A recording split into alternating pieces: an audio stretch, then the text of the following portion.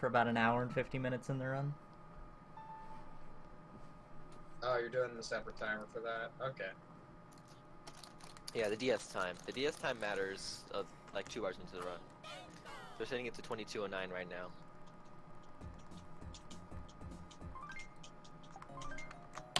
Alright, we're off. Welcome to Partners in Time. Yo. Welcome everyone to, as we've mentioned, Mario and Luigi Partners in Time, the second RPG in the Mario and Luigi RPG series for the Nintendo handhelds. First game on the DS of its kind, and sort of the sister title to the acclaimed Mario and Luigi Bowser's Inside Story. So, we did this run for Handheld Heroes last year, and if you remember that was actually the longest run of that marathon at 4.5 hours. Right now, thanks to a host of new tech and glitches that have been discovered in the last year, specifically one that's about 2 hours into the run, we can now beat this game in under 3 hours. So, I hope you're all looking forward to seeing what we've done in the last year. So, the story behind this game, there's a bunch of alien mushrooms, slightly mushrooms, and they invade the kingdom of the past. And we need to go back in the past to save them. But first, a little comedic tangent here with Korean Baby Bowser.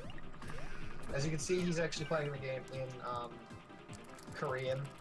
The reason for this is every version other than the North American version of this game runs on slightly different settings. They fixed a lot of stuff that people had issue with in the original, as well as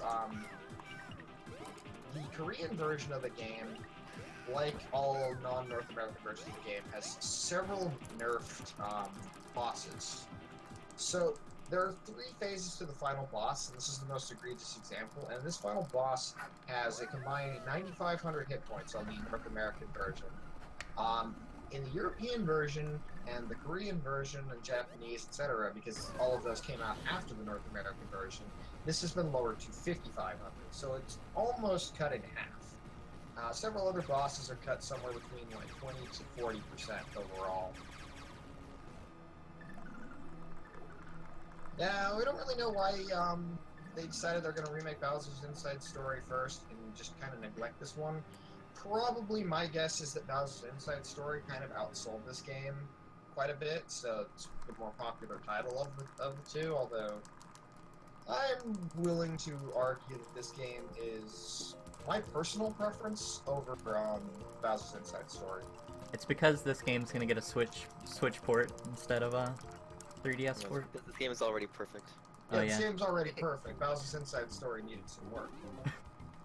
As much as we joke about that, Bowser's Inside Story this is definitely the better speed game of the two, for a variety of reasons. Actually, no, Bowser's Inside Story really just needs some glitches. That's why they're making a remake. Yeah, it's Okay. not even so much glitches, it's just so hard to sequence break. Yeah, this game came out first in North America, and they were kind of the test bunch. Yeah, so the biggest problem a lot of people had was that they bloated the health values of a lot of enemies. Now they're generally easier, although they sometimes have a little higher defense to make it the formula a little bit more tweaked. Anyways, so Princess Peach has gone back in the past to examine the Mushroom Kingdom of the past, and Mario needs to go and help out Toads, who worried himself sick. So we need to go get a refresher in here. This is just the first little mission before, I mean, I would say before we get into real gameplay, but real gameplay doesn't start for maybe 20 minutes or so. It's a lot of tutorials. The series is a little bit infamous for it. Really want to make sure that we avoid all the tutorials early on in the game, as they are kind of mean and time-consuming.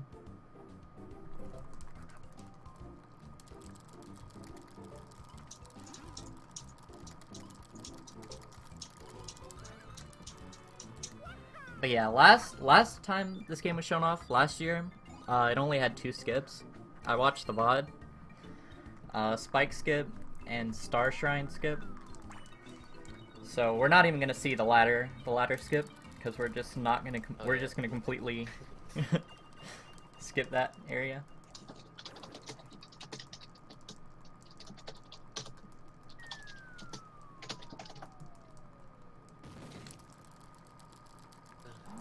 Yeah. So here we can see a very dilapidated time machine, and Princess Peach is nowhere to be found. In fact, out pops a giant green ugly alien, which says, geez, something happened to the princess while she was in the past. So this is pretty much the final boss of the game. It's really hard to get runs out of this point, so hopefully I don't say yes. Brutally hard. Like each runner of this game has reset probably more times on this than anything else in the game.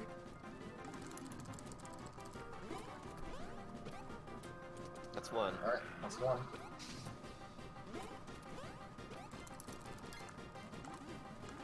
No. Spoiled you a little bit, but... Oh, the last one.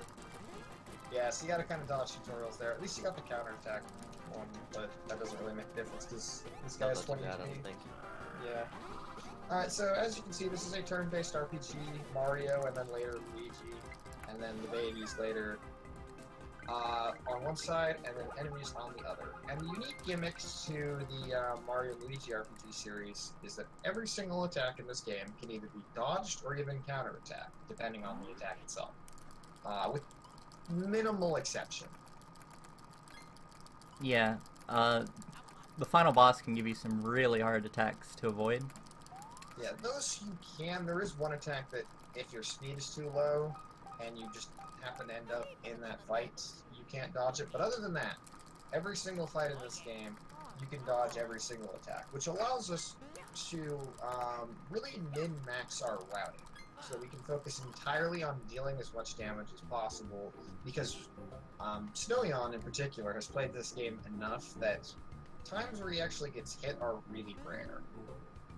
That doesn't make it any easier. It is actually really difficult to pull off an entire run without getting hit. But nonetheless, I think it's probably one of the most unique aspects of this game, especially as a speed game, because it gives this game a pretty high skill cap. In addition, there's also the usual action command, which is if you press a button right when you hit an enemy, you do additional damage with your jumps. And then later we're going to get some special attacks, which kind of play out similar to their own little mini-games. So the combat system is really involved, and that's really what kind of sets it apart from other RPGs as speed games. Oh my lord, what is that emote?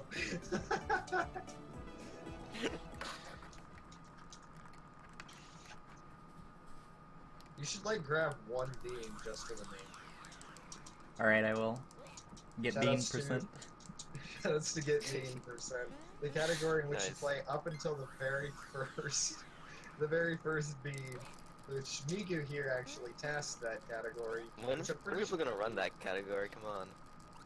It'd be a good race Are you just category. gonna call? and by- Are you just gonna call runs that like die to spikes? Just say, oh, this is get bean. No, Yeah. you just wait, play up the Hammer Bros. Yeah, so now that we have traveled into this time hole, which is taking us back to the past, the professor has sent us with their little suitcase assistant, who I personally find better than Bowser's Inside Story's Star. Yeah. He's got some unique quirks. It's pretty enjoyable. His name is Stuffwell. So this is just basic tutorial for how your inventory works. It's actually a pretty simple inventory. You have badges and pants, which are your armor, and that's basically it for your equipment. We'll get more into badges later. There are a couple that are really useful. Yeah, a small oversight is that you can like get naked in this game. You can remove all clothes, and we'll And exploit it's that a little actually later. necessary. It's actually necessary for a skip, believe it or not.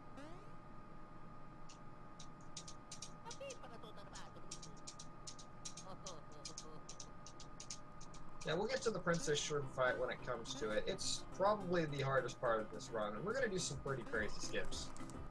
And by we, I mean Snoion, because I don't run any percent anymore. Any percent's the better category. I will fight you on that.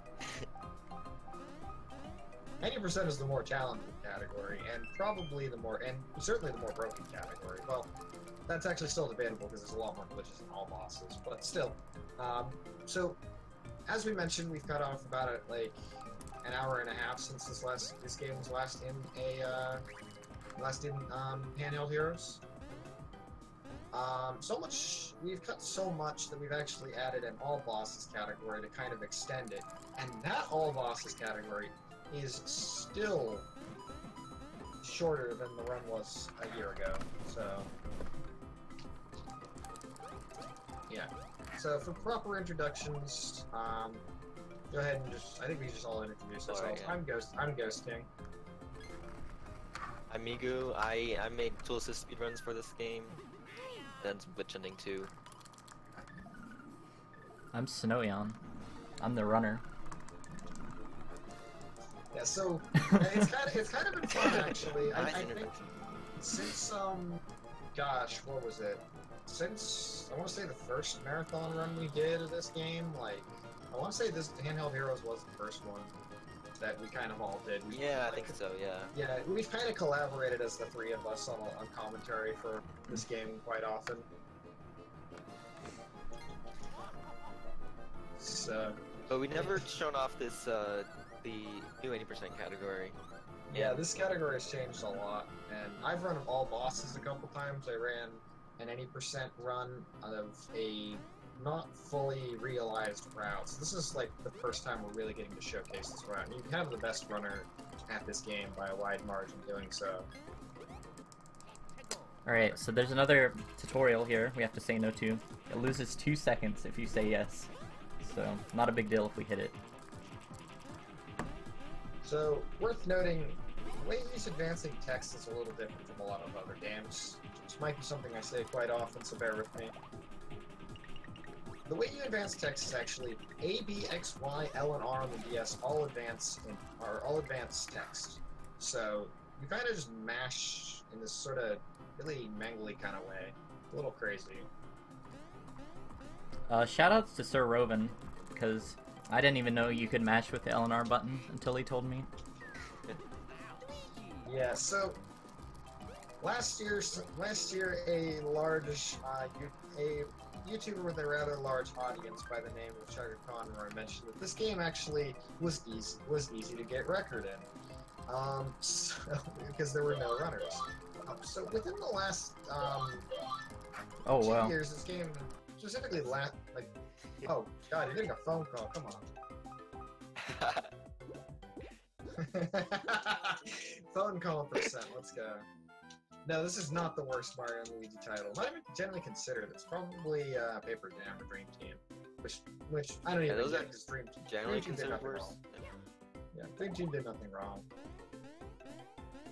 But yeah, so within the last couple of years, the community has grown from basically 2 people to 7 actually. So 7 people have done runs of this game, as well as there's been Miga who's done some cast work, and really a lot of people to kind of thank for this game getting so much faster is so there's Migu here, this is me, Ghost King, and Snoion, and then we also have guys like Roven who've helped out. We have there's also been Doster, Yoshizilla, who've done some runs, helped out a bit, and certainly the one I want to thank the most probably would be Anwanu, who was sort of the pioneer of this game. He's a Brazilian runner who originally ran on North American and then later moved on to Japanese.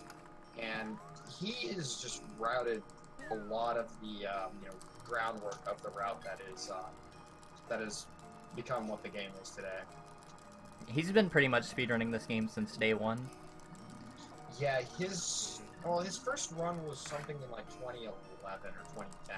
I think his first segmented run was 2008 or 9. Yeah, it was 2008. Yeah, I know he found the fire glitches in 2008.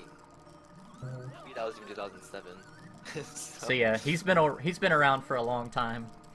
Basically, no one else joined until 2014 or so, 2015. Not really sure, but yeah. By the way, if we're talking about all this kind of just peripheral stuff, it's because this early game is pretty deterministic. Like, there's little room for optimization, but mostly the same stuff happens. So we come to this village to see that a bunch of dank purple mushrooms, which is what the game calls them, attack the Holly Jolly town of Holly Jolly Village, and just kind of destroy everything and steal all the inhabitants. as in literally kidnap all of them. So we're not bullying Yeah. Luigi on purpose. It's actually faster, I think, according to Migu. Yeah, well, I mean, it's RNG, so you can't really control it, but yeah.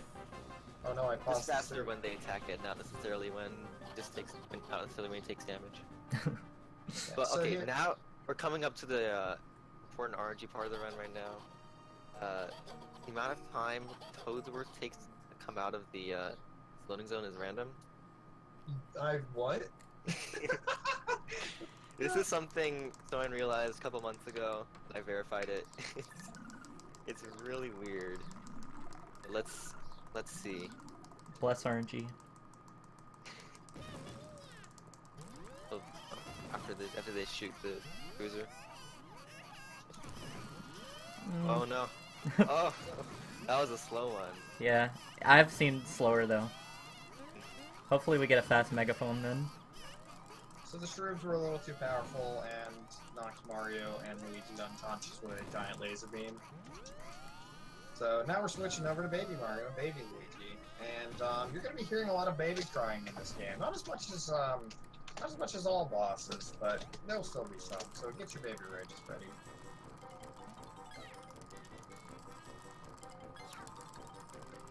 So the babies control with X and Y, and Mario and Luigi A and B, which kind of leads to this, I think, really interesting dynamic of how combat ends up working, as well as just overworld movement. Alright, that's pretty sloppy. But we're picking up items along the way. For later on, we'll sell them.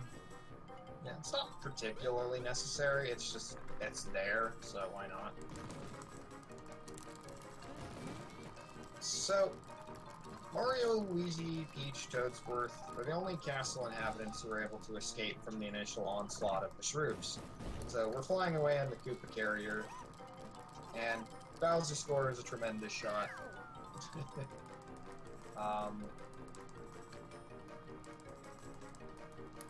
Along the way, they see Holly Jolly Village just completely downtrodden with the Mario and Luigi adults knocked unconscious. So we decide that Bowser decides he's gonna fly away, but of course, Baby Peach is not about to let that happen.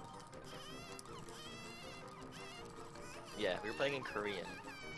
Because the text looks cool, I think that's the reason. Yeah, that's my reason. Japanese also looks cool. Shoutouts to that version. Japanese is actually the fastest version, but there comes an asterisk with that. European, Japanese, Australian, and Korean are all basically the same, assuming you never reset, but there is a point in this run where you might reset. And on reset, the title screen takes slightly faster to load on Japanese, so you might save a second by running on Japanese if you make a mistake. And that's so dumb. It makes no sense. Yeah, you can, like, on Japanese, like on the on European version, you can basically you have to wait until it actually says press start, press start. But in the Japanese, you can do it like a second earlier than that. You also notice that the Shroob's text boxes are longer on the Korean version for some reason. I'm not sure why that is either. Yes, we do change armor a couple times during the speedrun. We also get naked once or twice in the speedrun. So here's our first use of Bros items, and they're the replacement for Bro attacks or special attacks in this game. Instead of being something you spend mana or like EP or SP on, they're consumable items. So right now, Toadsworth just gave him 5 green shells, and now we're using 2. Yeah. The nice thing about this game is there's a variety of Bros items. Any percent, I want to say, uses 6 of them over the course of the run. There's 10 total. All bosses used is 9 of them. There's one of them to meme. Are you gonna pick up one for the meme, Snoion? I could. No, you don't have to use it. This is a hard enough category. You don't need to force yourself to Yeah, I don't use think it. there's a way that'd be good to use it. Oh, Unless you're a god. Yeah. Yeah, we all love the Mario and Luigi handheld games here. Especially Dream Team. Dream Team did nothing wrong. Except for Paper Jam. We don't like that game. Hey, neither did Paper Jam. Either do Yeah. Paper Jam. I like Paper Jam, okay? Paper Jam is fun. It is. It's goofy, it's full of mini games, but I mean Bowser's Inside Story isn't, people forget that one, so I don't know, the games are really self-referential and its humor is just I think I found so many moments just the game skirting on the ball, just, you know, knowing what it is. So I like Paper Jam. So I'm gonna be doing a safe route later on. Shouldn't talk about this so soon, but yeah. Someone mentioned that there's RNG problems. That's still a factor, kind of. But it's only for like 1 turn of attacks rather than like 4 turns. But we'll see that later on. We can talk about it later. Yeah, because of all the skips that you can do in the run, we would be fighting the final boss at like around level 7. We didn't do any grinding. So it's basically impossible at that point. Cast. So Lucille here actually says babies are stronger offensively, adults are more defensive. It's actually, the babies are severely weakened versions of the adults in all capacities, but they're also kind of your safety net. So we're gonna get, as you can see by the cover of the game, we're gonna get all 4 of them together here shortly. We'll get into the mechanics of that a little bit later.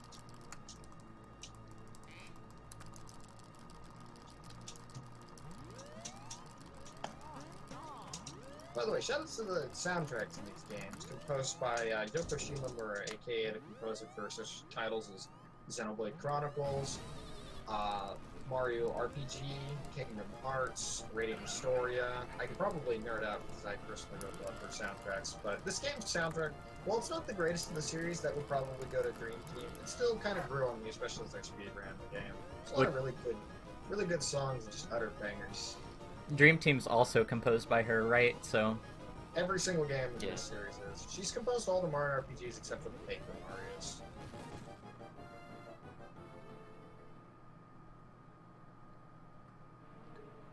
Oh, and Final Fantasy 15, so... Alright, so the game's getting ready to start now. Yeah, so this is really the first area of true dungeon navigation. There's not quite a whole lot to do in Bowser's Castle, but you'll see a few unique strats here and there. So along the way, Snoion's going to be looking to pick up green shells wherever possible. And the reason for this is that they're useful to sell. Now, they're not worth much, but we make them worth a lot later. So all encounters in this game are on the overworld, and you have jumps and a few other abilities at hand. So a lot of this run just comes down to knowing where enemies are going to position, how they tend to behave, as well as how to best avoid them.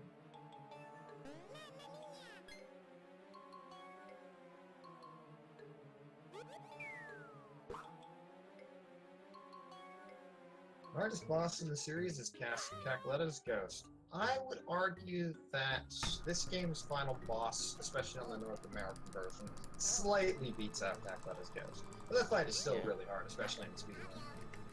Yeah, I don't understand why people hate on this game either. I think it's probably that this game is a little bit more linear, so it didn't quite live up to everyone's expectations of a more open game like Superstar Saga.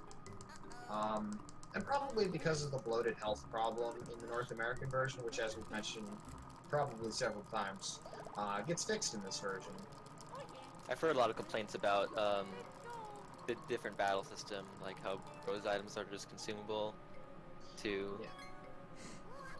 Yeah, I think that's a plus, personally. I like that. It's easier to route, I think. It makes this game an exciting speed game, if nothing else.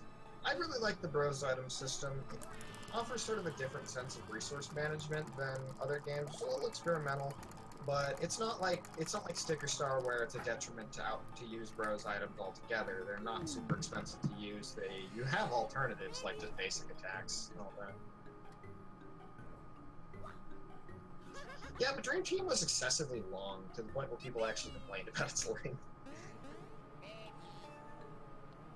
Yeah, so now we're finally getting the babies, and this cutscene is great.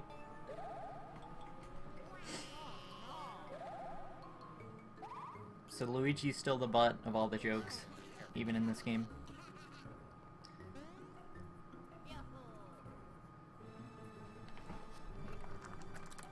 So now that we finally have the parties reunited, the way over what the movement is going to be is Mario and Luigi can hold the babies on their back in a piggyback formation. They can also throw them, and then the babies are controlled with X and Y, and you can switch between the two and sort of separate the parties to solve puzzles.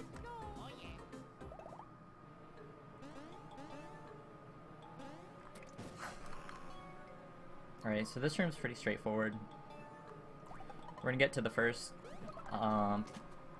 one of the last tutorial battle, pretty much. And it's pretty interesting how we route it to make it as fast as possible.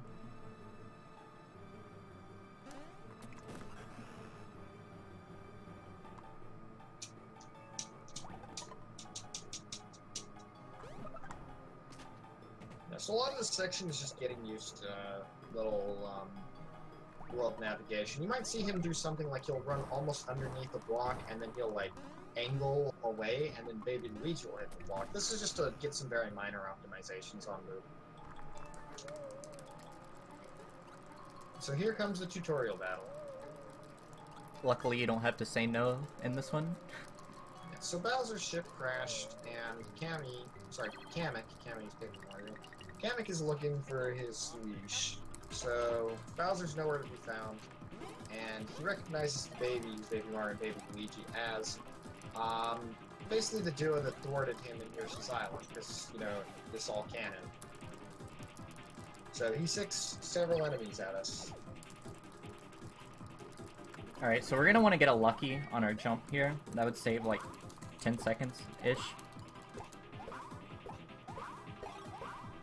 So this Goomba has 13 HP. If Snoion kills it now, Kamek will spawn another one. So we want to avoid that. Then, Yeah, so he's deliberately doing 11 to 12 damage. The Goomba has 13 hit points. So this is important because Mario does a little bit more damage in this fight, so we want Mario to kill the Boo while Luigi finishes off the Mario kills the Goomba on a counterattack, or Luigi. That's actually a strat we kind of discovered on the fly at Limit Break when Snoion and myself did a go-off all bosses run of this game. It doesn't seem to be any slower, so...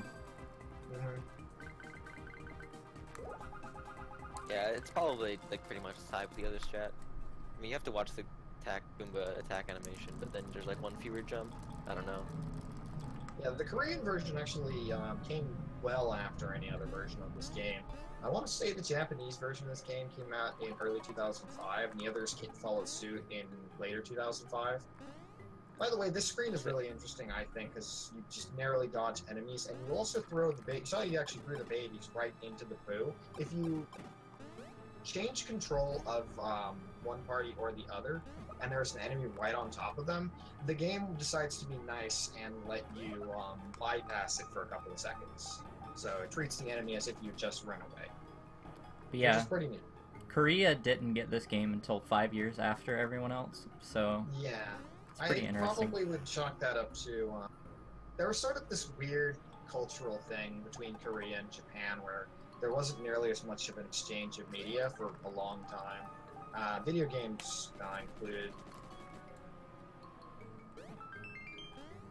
So here you see he's controlling the babies on the top screen and then the adults at the bottom. This tutorial is really annoying because you have to dodge it 3 times. Nice dodge. It's coming up for us here. I don't know how far behind we are on the restream, but yeah.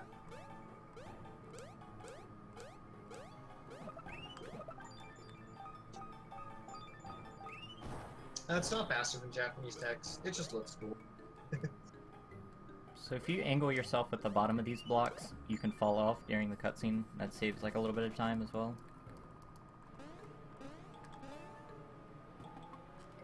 Yeah, you do have to be wary of the bullet bills that shy guy with the cannon on his head throws at you, but that strat there is actually a pretty safe way to go about it. And so we're coming up on the first dark room. Normally you'd want to hit a switch to eliminate the dark room, but Snoion has it pretty much memorized, so saves about 5 seconds from having to hit the switch.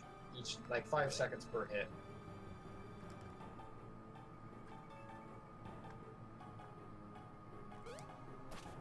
Yeah, I messed up. Whoops. Oh. Look away, guys. Thankfully, some of the platforms are eliminated, so you can know where you're going. I freaked out. I just don't do what I did at CaliCon and just like pop off as soon as I almost get it and then mess it up. Oh, that was dumb. Alright, first try. Easy. First try easy every time. The first one was a warm-up attempt. I had to remember the layout. This glowing blue pyramid is later referred to as a Cobalt Star shard. So there's a cutscene you see early on in the game which introduces you to the time machine that Peach travels back in, and its engine/power source, I don't remember which, is something called the Cobalt Star, which this kind of shows that the Cobalt Star has been broken, so a lot of strange things happen with this item. It shows up in your inventory and it kind of becomes your little collectible. Once you have 5 of them, you can enter the final dungeon, is what the game wants you to think. And yeah, basically the Cobalt Star is kind of the important item that we need to collect in this game. Because, you know, every Mario RPG needs to have some collectible star.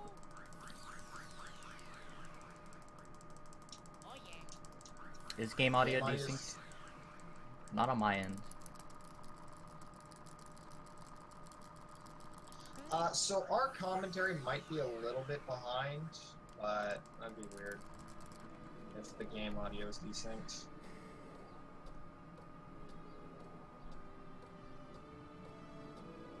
It does seem to be desynced a little bit on the stream for some reason. It's a bit quiet. I can turn it up. Don't worry. Ask and you shall receive.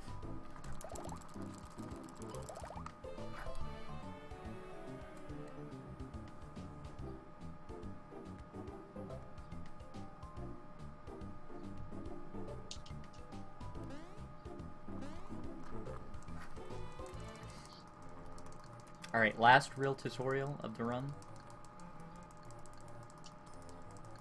Man, it wouldn't be a Snoion RPG, or the Snoion Partners in Time online marathon without some technical difficulty. Yeah.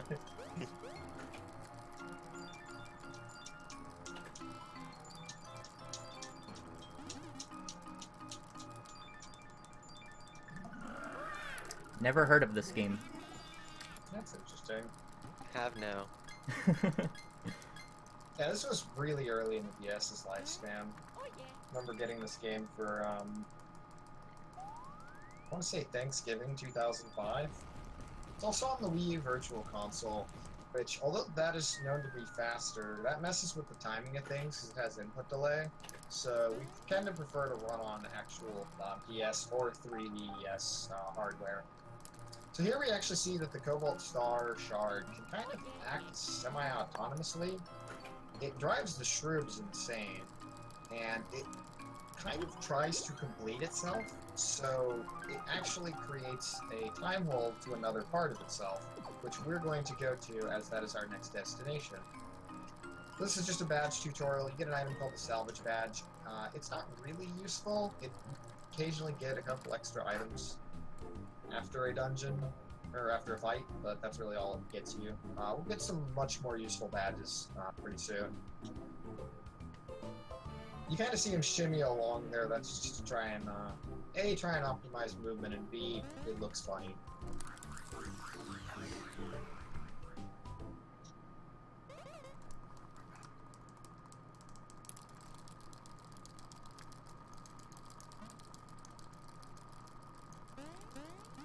But if you've never heard of the Mario and Luigi series, just know that this is the best game in the series. No bias. No less.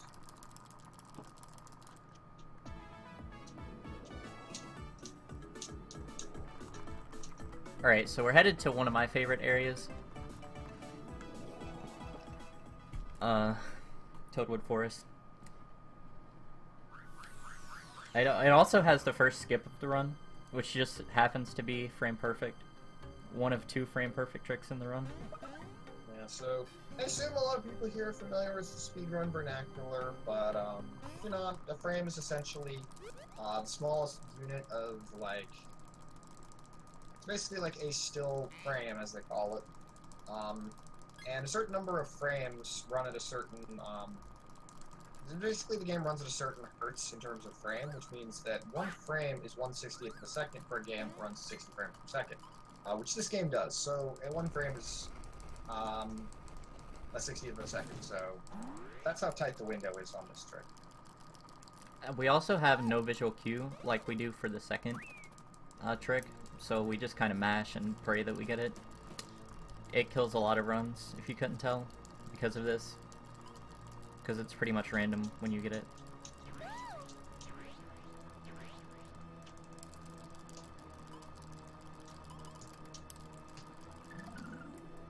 The story behind this is this Toad girl was with Princess Peach, and Princess Peach, when she went back in time, immediately was greeted by a horde of shrews, as well as the Princess Shrew, who's sort of the ringleader of all the shrews. And yeah, so Peach got kidnapped, and the other two Toads with Peach separated, and so she found herself here in Toadwood Forest. And in Toadwood Forest are a bunch of trees, and the trees sort of suck the vim out of the Toads here, which is being siphoned off to a factory in the center of this area. Which is kind of messed up if you really think about it, because vim is sort of like positive energy. So they're basically sucking up the positive energy from these Toads. So we're going to be collecting fire flowers throughout this. Sorry that I interrupted you, but yeah. Oh, no, it's fine. We're collecting fire flowers for the boss of this area.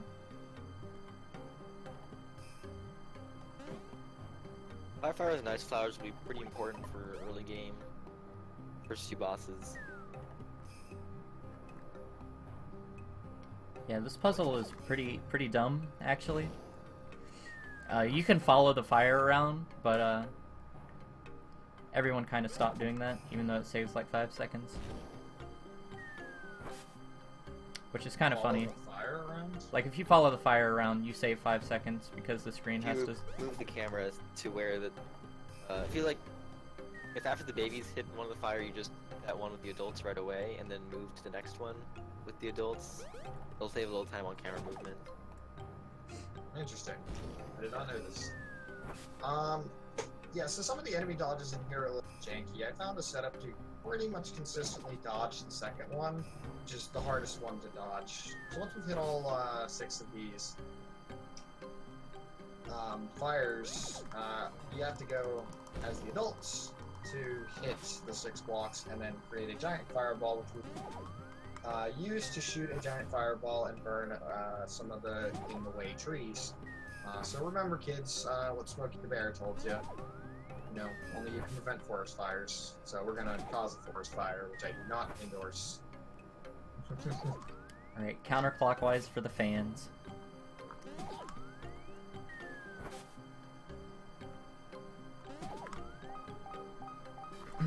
Alright, so now is coming up a spike skip. We'll pray and hope that we get it. At least first, second, or third try is what I'm hoping for. Hopefully we don't pull a Ghost King and spend, you know, a few minutes on it. You had to bring that up, didn't you? This is the first major area of the game. Well, maybe the second. Kind of depends on how you judge things. Alright, so the way Spike Skip works is it's a frame-perfect switch. I'll explain it once he gets it, because it's a little focus demanding, I suppose. But he's gonna keep hitting himself until he gets it. Once you get hit in the same frame that Mario gets hit by the spikes. Yeah. There we go, 4th try. Not bad. So you see, as the frame that Mario makes contact with the spikes, if you press X and Y to switch over to the babies, and then switch back, the game thinks that you're on the spikes and that the spikes have proper collision rather than just, you know, ejecting you. So in doing that, you can walk on the spikes and now do this area in reverse because they want you to do this area counterclockwise. In doing this clockwise, you can basically skip most of the puzzles. So yeah, normally you would have to ride around on these platforms, and that's really slow. So this saves a lot of time. somewhere in the realm of a minute and a half to 2 minutes if you get it quickly. As I mentioned, this was one of the only 2 tricks that we showed off last year. Vim Factory was completely glitchless, so we'll see some interesting stuff happen in there.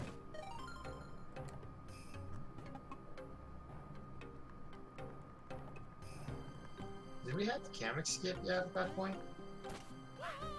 I don't remember. We must have, but Because that was like the first thing we found. maybe for some reason it wasn't in the route or something. I don't really know. That might have been in the video, I didn't watch it, but... I'm pretty sure you did do it, but I haven't watched it since you actually did it, but I don't know. Alright. Alright, so now we're in the factory in the center, and we find out what they're actually using the Toad's Vim for. They're converting it into saucer fuel, which is pretty evil.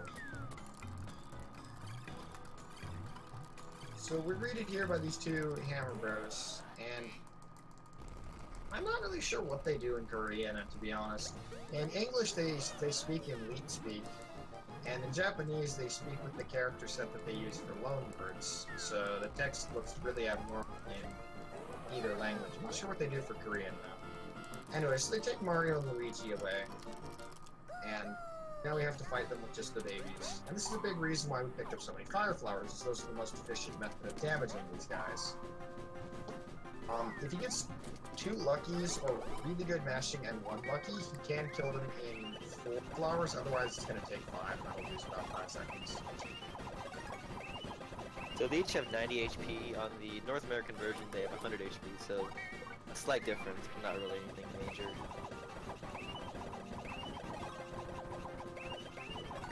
So the way fire flowers work is actually a bit more intricate than it lets on. Nice lucky. Yeah, so we'll get a 2 cycle here. So it's not actually mashing it as fast as you can. The game actually lets you mash as fast as once every 7 frames. Yeah. So every 7/60th of a second you can use it again. So try and mash as close to that without just like mashing your thumb out.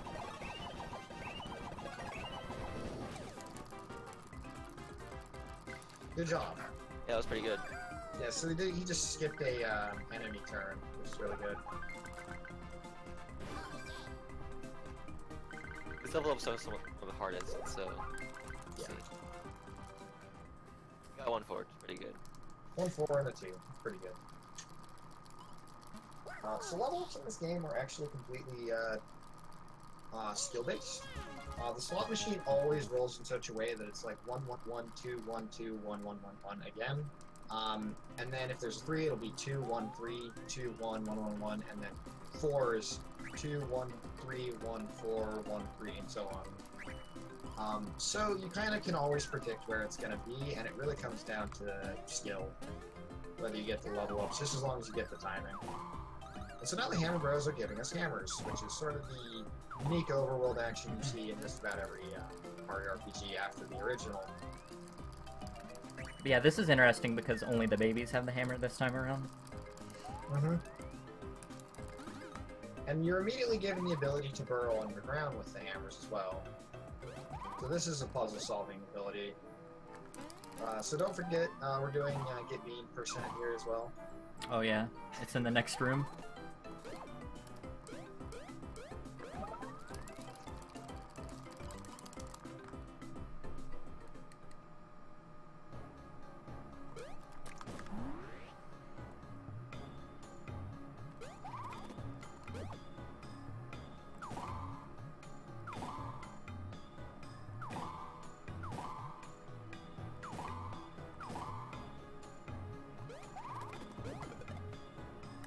Get friggin' beamed, idiot. I like that's just 1 character. I guess that makes sense, but Shoutouts to Awful. Who actually is in this game, surprisingly.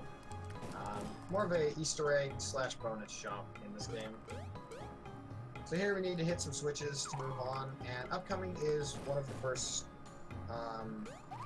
little quirk glitches in the run. We call this paper jamming because in paper jam you can walk through oddly shaped walls, So right here, you just walk in a specific way into this inward pointing corner, and the collision is really faulty on this. So this allows us to just go out of bounds and bypass a tutorial fight, as well as several really annoying enemies along the way. Saves around a minute or so.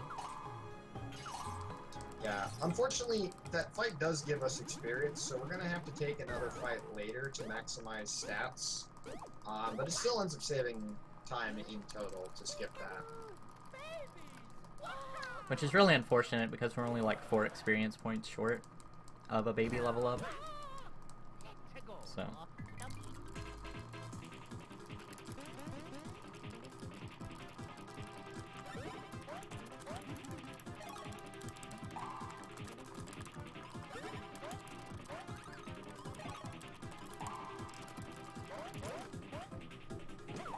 So we want them to aim for Mario, because you do 2 instead of 1, like Luigi there. But we'll just completely ignore using the hammers, because for some reason it lets you use fire flowers during this fight, and that's way faster. Even though it's supposed to be kind of a tutorial fight. Yeah, it just kind of teaches you how to get used to attacking and counterattacking with the hammers. So like I mentioned, you can dodge or counterattack pretty much everything in the game. So that means that we're going to level up power on every single level up. Except for one specific one later. Well, one specific instance later. But we'll get to that. That's an 80% exclusive deal. I think this route only gets power, right? Yeah, we're using a different route this time. Oh, okay. Makes sense. So if you just walk straight down the middle, those enemies won't hit you. Which is really dumb. I don't know why their AI is different in that room, but normally they will attack you very hard.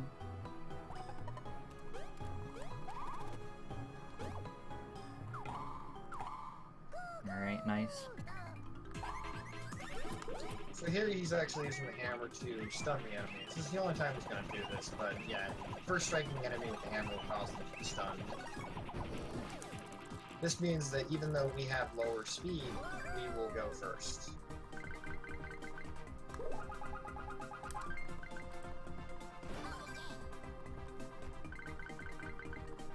And this gets the babies to level 5, which means that their damage output is going to be much more consistent in the next boss fight, which is coming up here pretty soon. Leveling up Stash makes it so that you don't have to spend as much at a shop, as well as it increases your chance of getting a lucky. It's not necessary for the run, so we don't have to worry about it. Superstar Saga does level up Stash though in the 80% run on Luigi. So if you wanna if you wanna see Stash, the most useless thing, get leveled up, there's a run for you. Ledge clipping. So this is ledge clipping when you stack either the adults or babies onto a ledge that is set lower than the height of the stacked babies. If you're 1 pixel underneath it, you can actually still stack properly, and then by pushing upwards, you will go above it on the Z-axis, I want to say, and this allows you to just get over things. In that particular case, he was able to clip onto the ledge above him and hit that box, rather than have to do this long puzzle where he has to go all the way to the right end of the room.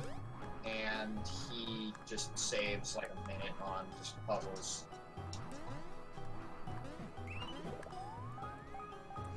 Alright, so yeah, I am on PB pace right now because of that lucky at the beginning. So. And we made you get the bean. Doggone it, you should have told us not to. No, it's fine.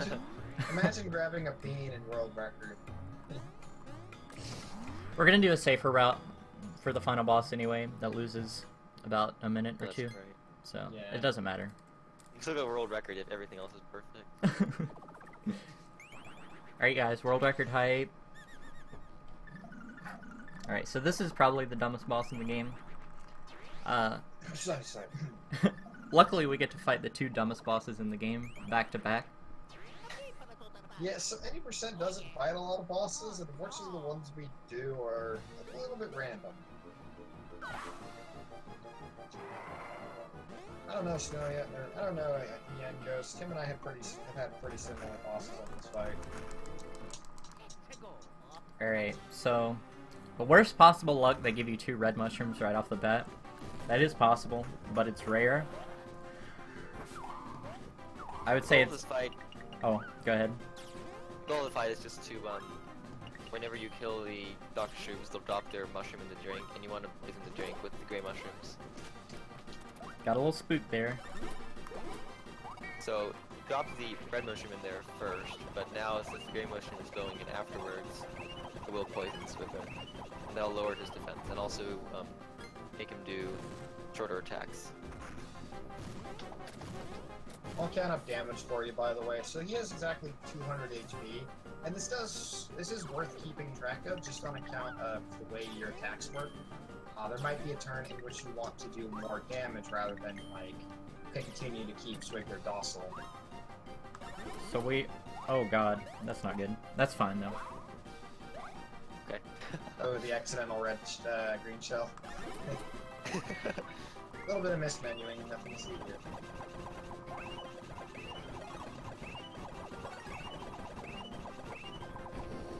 Okay. So we are on pace to get perfect RNG.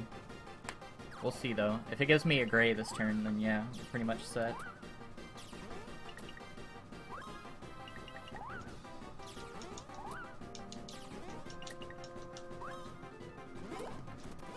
It does not feed them on a conveyor belt. What it does is it fuels their saucers.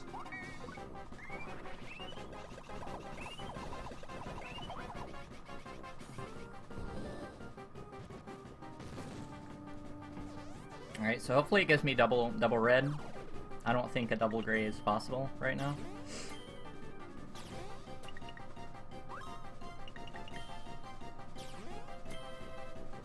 So they're set up perfectly to do a super fast thing. They're both at low health, so after this turn, normally you wouldn't be able to attack. We're gonna kill both of the Shroobs, and we'll be able to attack Swiggler with just a Fire Flower and do about 40 damage, hopefully.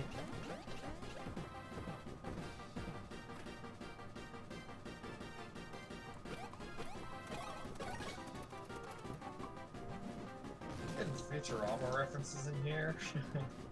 I'm completely cool with this.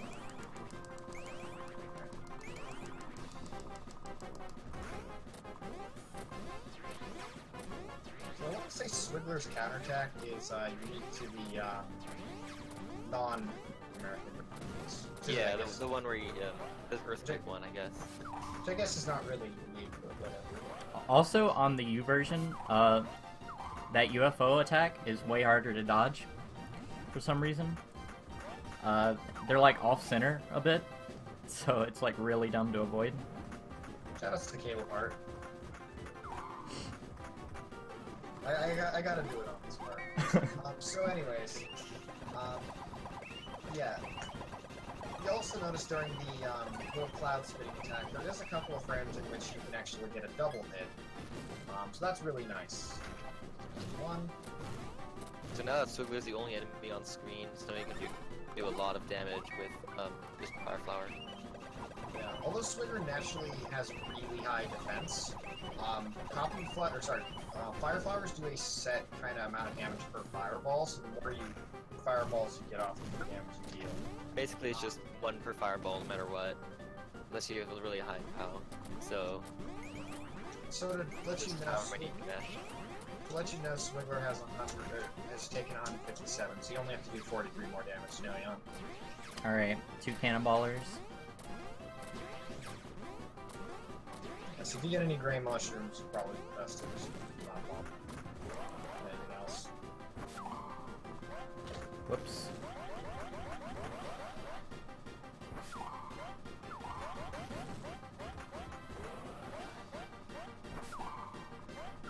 So you'll also kind of see here Swiggler's doing more attacks. This is kind of an annoying thing to deal with in this game in general, but as enemies get lower hit points, they start to go into desperation. It means they will do more attacks per turn.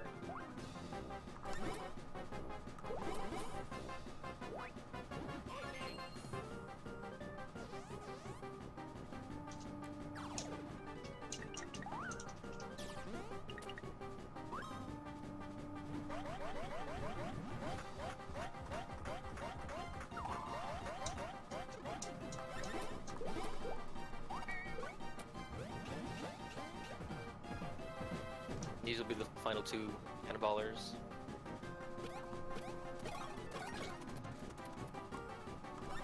I could probably Fire Flower, but I won't risk it. It's not much faster anyway.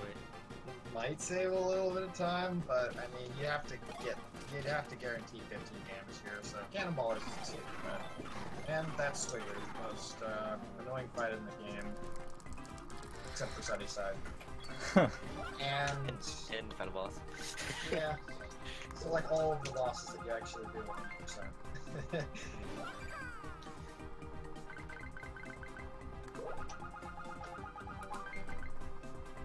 You'll also see on his death animation, yeah, it kind of destroys bit rate.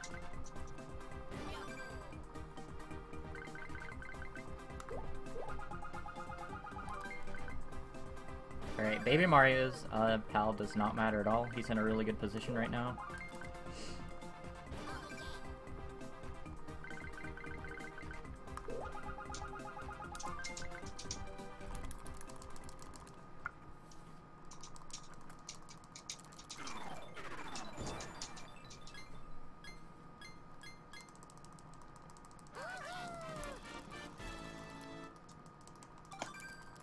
Voila, we now have two Cobalt Star shards. It's almost about to say Crystal Stars. Wrong game. Worst game.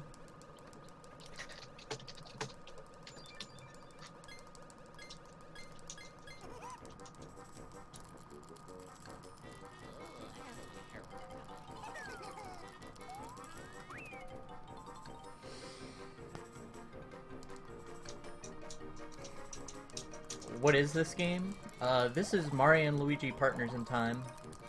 For the Nintendo DS. The audio's fast. What's up? I guess our audio is having desync issues. Sorry about that.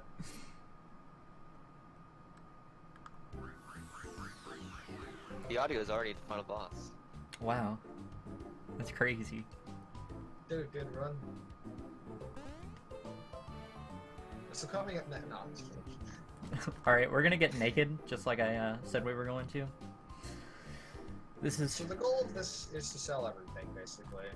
So we need to have everything out of our inventory to sell, so that we have two specific items, which this will serve a purpose in a bit. Oh, you get the bean tutorial. I forgot about that. Ruined!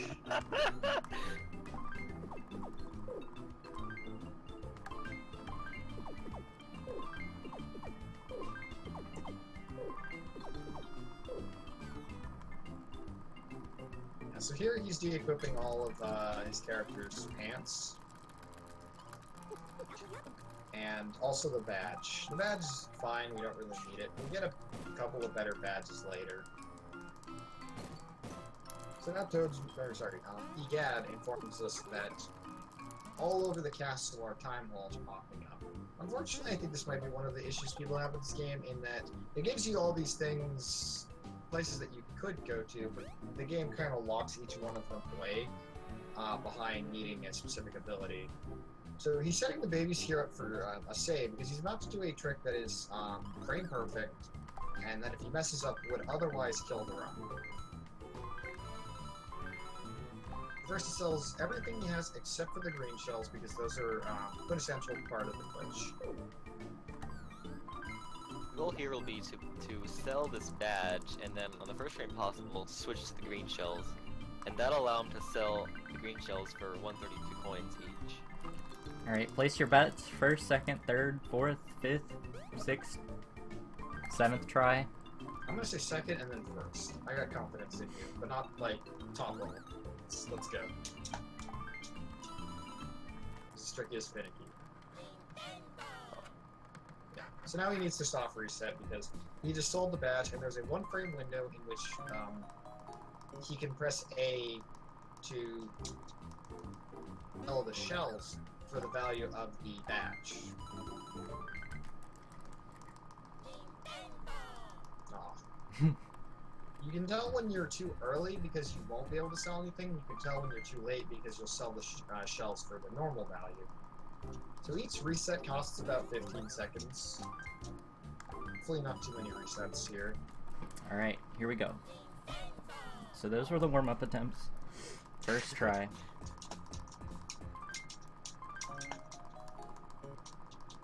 Seventieth try? Alright. No confidence, man. It's gonna be this one.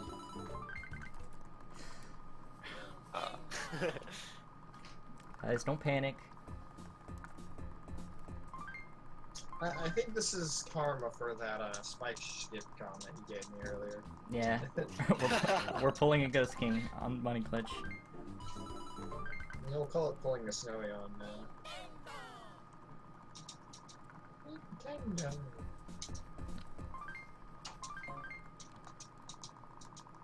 It's fine though. We're not panicking yet.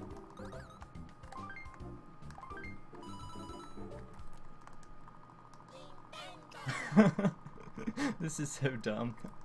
I'll get it soon. Soon, TM. You only doing this once or twice this time? Once. Okay. Yeah, in all bosses you do it twice and then buying more things. Oh no. Guys, time to panic.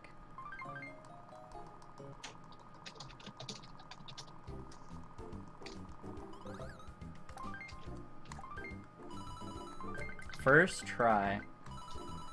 Yo. Alright, so now he has just sold 53 shells for a whopping 7,500 coins. So now he's going to buy a whole bunch of items for safety purposes.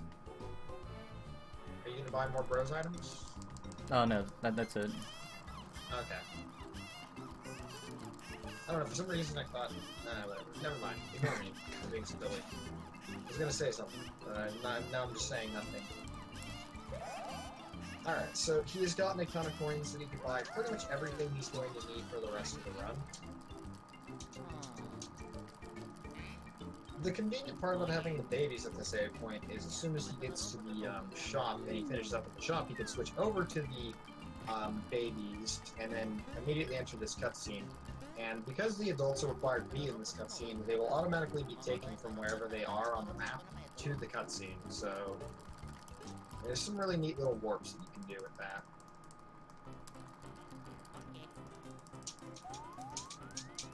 And so now we have Spin Bros. The adults can now stack, and they can also perform ledge flipping, as well as spin across gaps.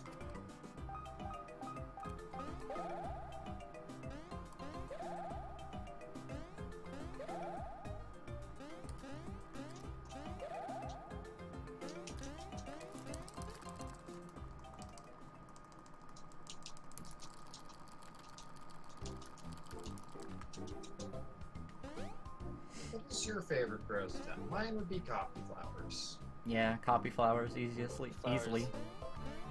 Might just give it to Ice Flowers or Bro Flowers because of how good they are in tasks, but I don't know. Those flowers are pretty good. Those flowers are pretty good too.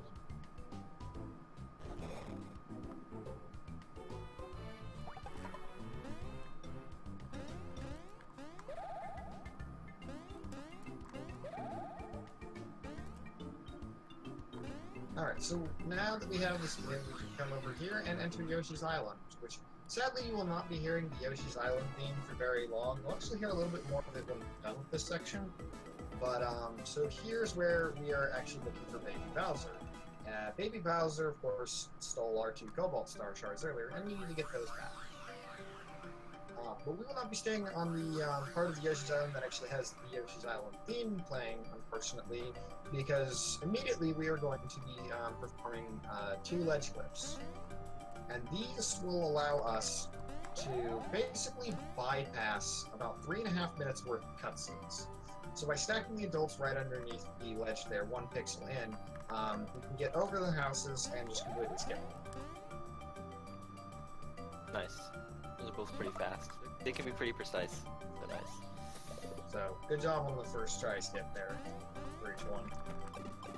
And that just saves a long section of cutscenes where we kind of find out what's going on Yoshi's Island. It turns out that the Shrimps have brought an evil, big, fat alien Yoshi who's been eating all of the Yoshis for some unknown reason by the name of Yu, which we will be seeing more of him later because, you know, that's how story writing tends to work. Anyways, here's Kamek. He's looking for Bowser. And because he's really frustrated with us, he decides to set the entire island on fire.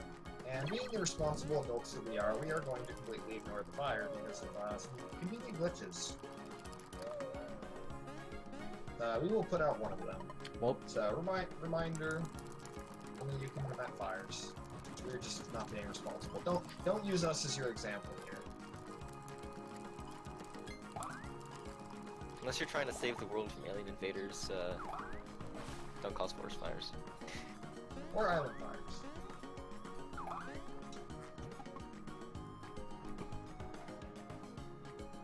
Alright, so the first thing we're going to do is immediately set up a trigger called top screen storage. Now, normally you can hit these switches or these trampoline switches to go to the top screen. And there's a specific screen that comes up on the top screen with the babies of them in the clouds. By hitting that switch in such a way where we flip into the switch with the babies, and then entering another loading zone using spin bros, we can, at the same time, we can cause the babies to be on the top screen on a screen that they're not normally supposed to be there. And coming down out of that top screen, they emerge out of bounds at the top left end of the map.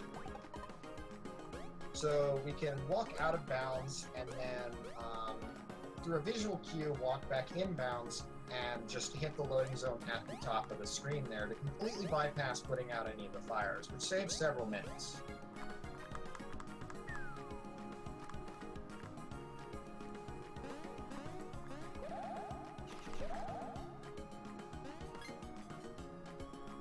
So here you just see a puzzle of us splitting up the babies and the adults. I quite like that aspect of this game. It kind of gives a unique twist to puzzle solving and exploration.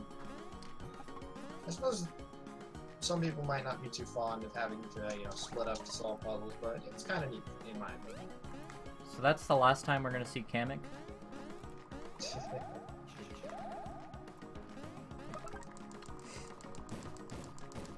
All right, the fuzzy guy in this cave's really scary, and he was really nice. All right. Yeah, the enemies in this area can be really annoying. Then it's a little bit erratic, so you want to make sure you're extra careful of the dodge encounters, because getting into an encounter takes quite a bit of time. Not like we've lost a lot of time already. All right. It's not good. Ooh, nice. Yeah, so hanging around the bottom of the screen is usually preferred for dodging enemies, but sometimes they can move around a little awkwardly, so... Normally you could make a cycle there if you get good luck, but he was hanging at the bottom, like Ghost said, so... And being underground prevents you from being able to get into encounters, so that's pretty nice. Loses about 8 seconds, but it's much safer. So he's not actually opening this door to progress as intended. He's opening that door so that he will have a spot that he can, once again, go out of bounds using top screen storage. Just going to set the babies on the switch again, and then spin jump, and then jump with the babies at the same time to hit the switch. So now they are on the top screen, and they will be coming back down, and he will push them just far enough down out of bounds so that he can see where they are, and then through some specific movement with angles, trigger the loading zone and walk past the trigger for the boss. So he has just skipped the entire Kamek boss fight. Normally there's a really annoying fight in which you have to deal with fighting Kamek. This was also the first skip to be found, aside from Money Glitch. Shoutouts to Solidified Gaming. He Solidified Gaming Craigasm. Well, this was the first. This was the first skip to be found using a glitch. Technically, the sewer skip in the olden days was not really a glitch, but we can just utterly break the final dungeon. So that skip's obsolete. If you were to make a glitchless category, basement skip, old basement skip would still definitely be viable. Alright, so here we see you on the top screen. Sorry, go on, Miguel. Most of the glitches in this game were found the last year or so by Solidified Gaming, who we just mentioned. He found ledge clipping, spike skip, what else have we done so far? The out of balance in Bim Factory, and top screen storage. Money glitch has been known for quite a long time. That one's not new. This cutscene's slightly messed up because of us skipping the boss trigger. Yub has grown ginormous thanks to the shrooms, and he's trying to eat us. And he manages to catch Baby Bowser, so we need to follow Baby Bowser to get our couple star pieces back.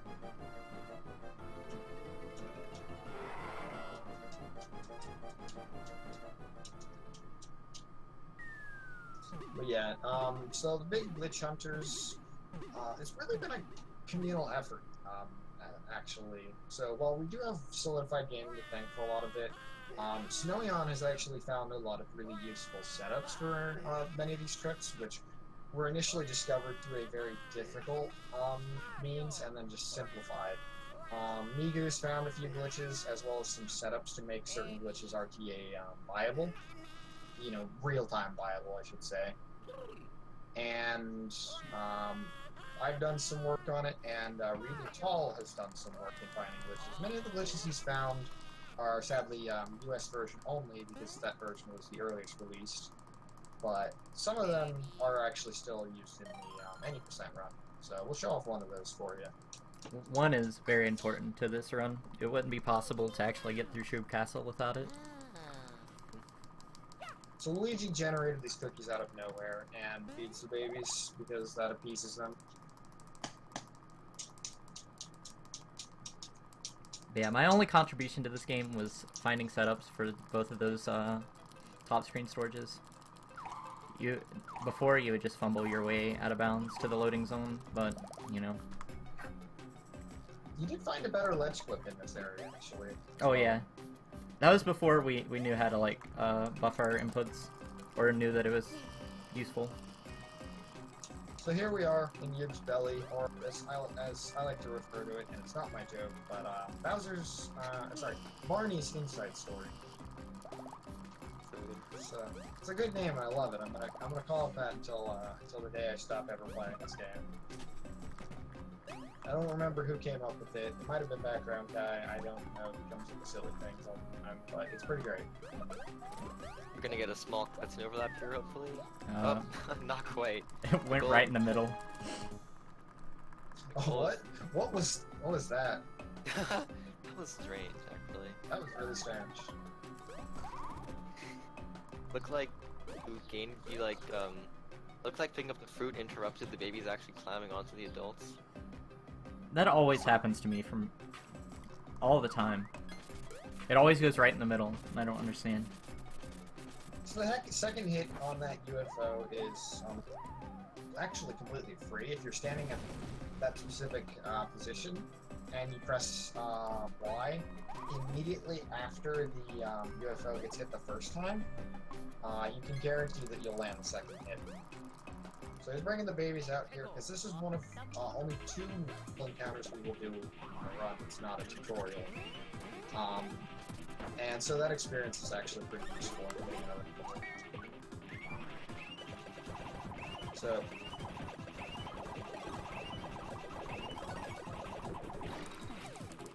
good mashing, and I think you got the defense down, which helped that as well.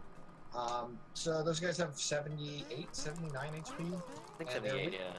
Yeah, they're weak to ice flowers. So we picked up the alternate to Bros flowers, which is ice flowers. They do slightly more damage, and they also have the ability to inflict stat reduction, as well as this dungeon really serves a good purpose for introducing you to enemy elemental weakness. Some enemies are weak to ice, some enemies are weak to fire. We will see both of those in the run, although not as much as... there's a lot more built into the game with enemies weak to one or the other.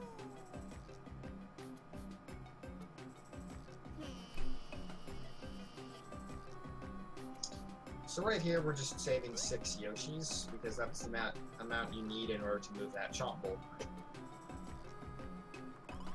Alright, so coming up's arguably the worst enemy in the game. Everyone's favorite.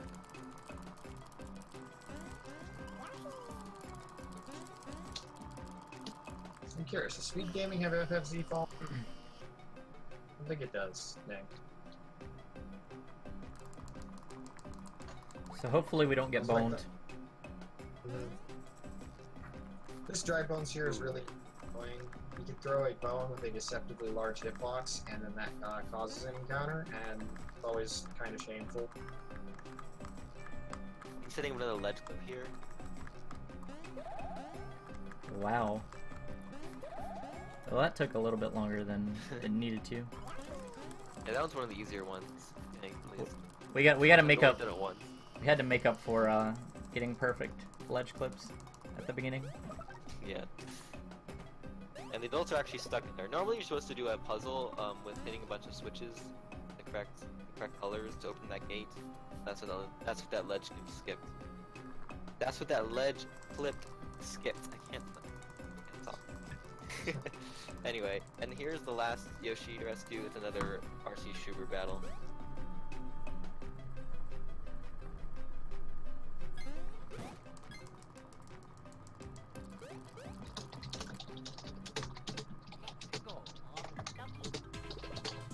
Alright, so this is the attack you want, because it's easier to counterattack.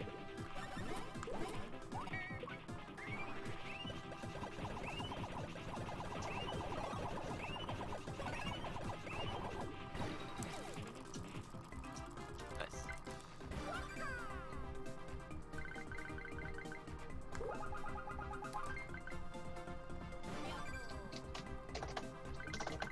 Yeah, everyone get your egg puns ready. We're almost at the boy.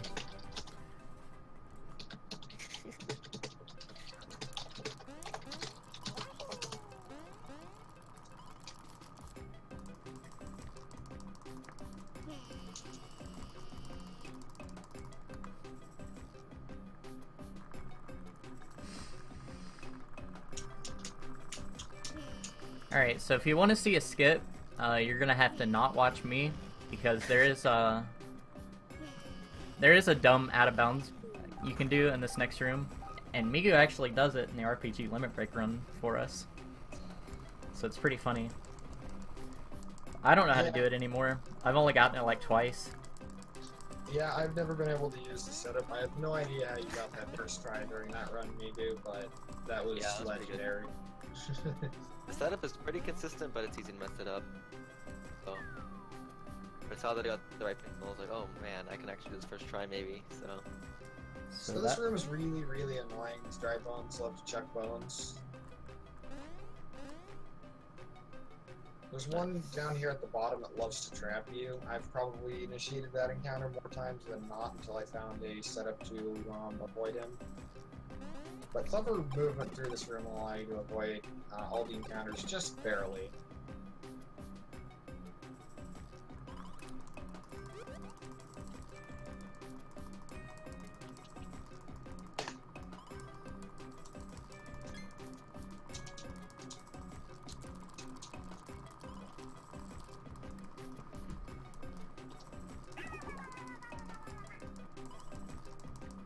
Time for the Yoshi washing machine. Spoiler warning, it doesn't make them cleaner.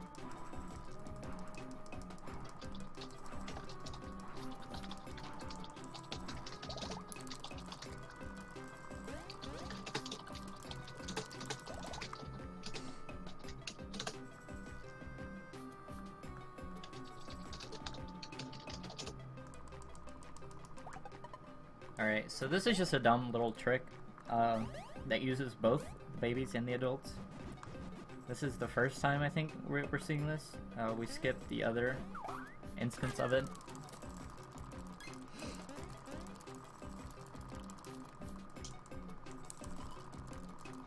Normally you would do this to put out a fire, but we obviously didn't see that.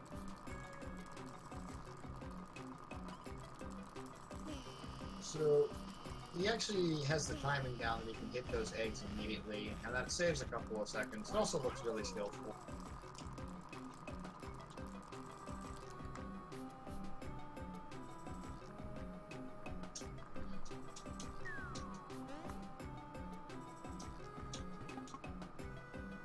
it is kind of gross, but I do think that Yu is probably secretly a cyborg or robot, just kind of given all the oddities with his belly, so I try not to think about that too much. Yeah, the floor kind of looks like carpet anyway. And it's lighting up, so...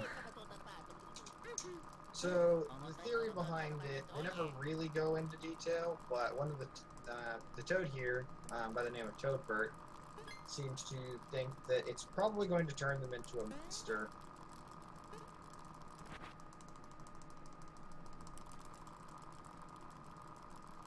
So, Toadbert here does not remember anything of his past. We saw him briefly in an earlier cutscene. He was one of the Toads that went with Princess Peach back into the past.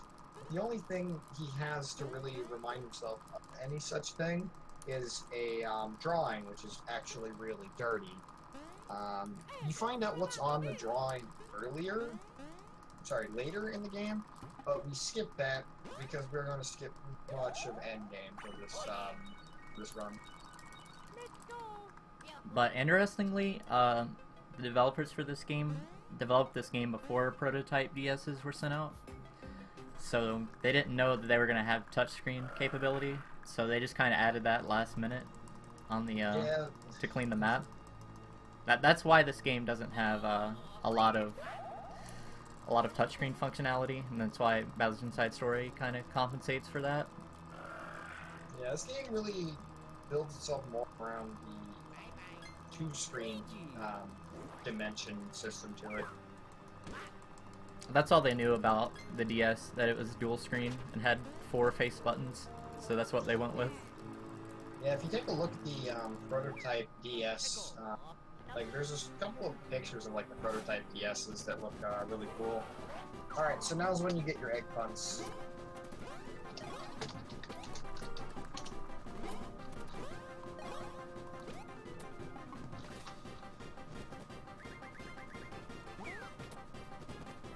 This is Sunnyside. His main gimmick is he summons eggs and chucks them at you. He has really high defense while he is standing up, so you want to break the eggs.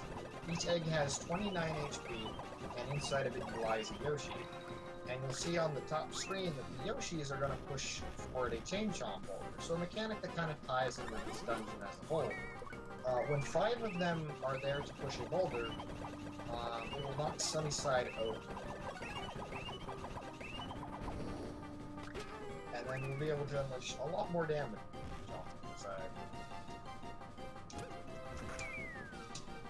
So we don't want hammers, and he's already given me 2. No hammers. So this fight's really weird because bad RNG can turn into really good RNG. It just depends. So this fight is pretty awful, RNG wise.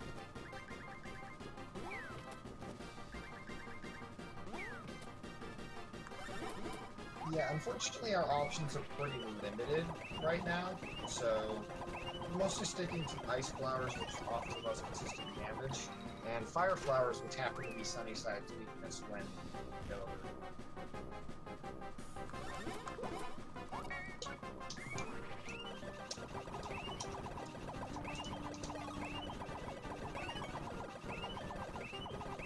But yeah, just because of how random this fight can be, can really scramble your brains. Oh no. I would like another hammer. Alright, well, I guess he's not doing that. Leave those 3 so you can leave 2 more. Alright, that's actually good. It's fine.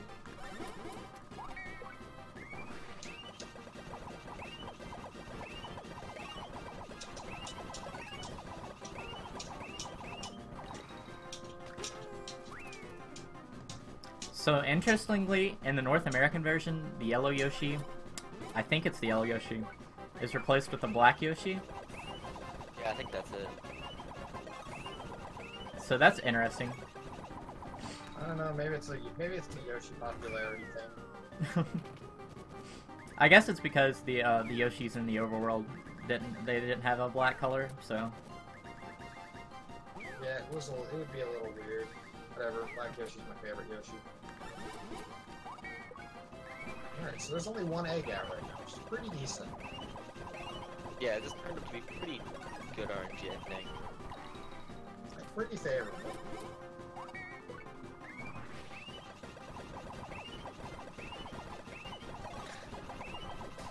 Oh, Pokegod, that might be the worst one. Don't let him do anything else. you sir. That was a bad yoke. That was a bad yoke. Shoutouts to Isaac, who pronounces yoke, or pronounces yoke as joke. Or, dang. Oh. Whoops. Oh. Don't panic. Not yet. I was trying to think, and I can't think and do bosses at the same time. Whoops. Shoutouts to Escaron, who agreed to host this game at RPG Limit Break specifically because he wanted to make bad puns.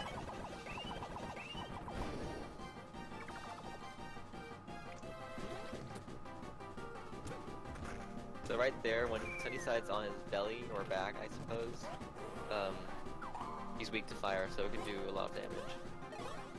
This is a pretty not good Sunnyside fight. Shh. If Mario hadn't died, it would have been pretty close to dead right now, I think, but... We'll have to go through another cycle of Yoshis. So the more screen time the Yoshis have, the better IMO. So. Probably end up killing him before getting 5 Yoshis up there, but I don't know. So you'll notice he bought probably far more fire flowers than you're going to need. And the reason for this is they're still useful later, so if you're wondering like why he has the amount of items he does right now, if they're not useful now, they're still going to be useful for something later. And also it's just easier to hold right when buying items than it is to like manually buy a specific amount, because we have as much money as we're ever going to need.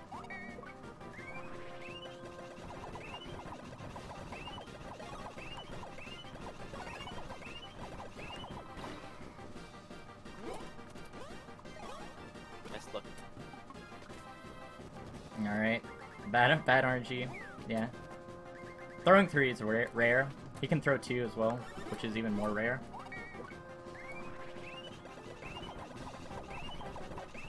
Sometimes when there's only one egg left, only throw 1. Very rare.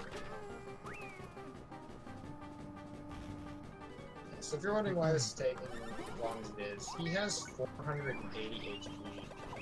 And we are currently level 7, which is pretty low. Actually, sorry, we're only level 6.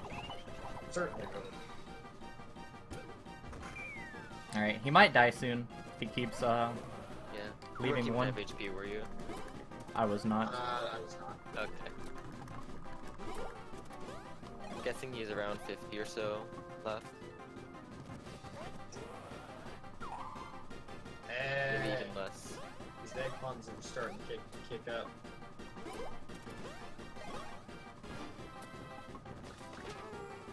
Whoa. Nice lucky. That can actually kill runs if you get that lucky on the wrong turn. It's interesting.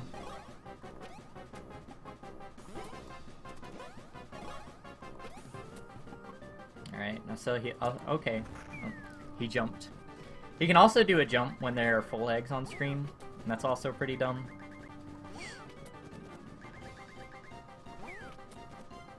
Alright. This might be GG, maybe?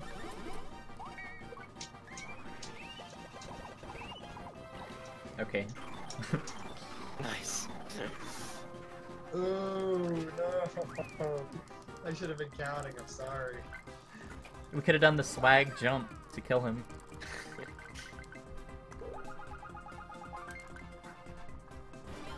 Yeah, I didn't think to count. I was counting for Swiggler as well and just completely forgot. So that's the first one of the run. Oh, never mind. I got one on Baby Mario because his POW was really high. I lied.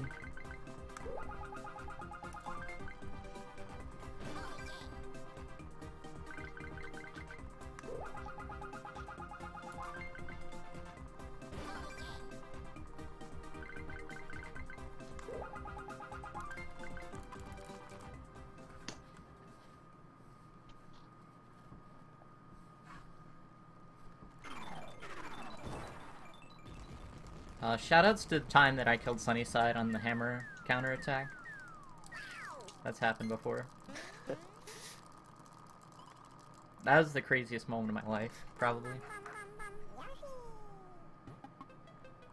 Dang, I just noticed stream is a full minute behind us. I wonder how that happened. Yeah, I think it's been like that since the run started, or maybe not that far, but... So this cutscene, or the one after this cutscene, is the time when the portal to Shroop Castle, the final dungeon, is opened.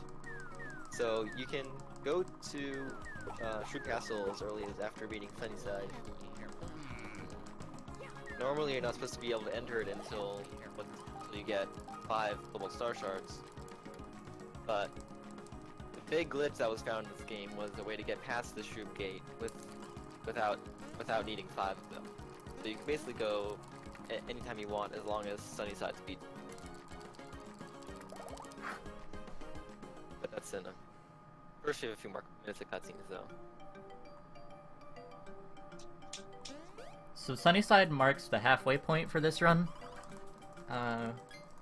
So that just goes to show you how much more broken this game is now.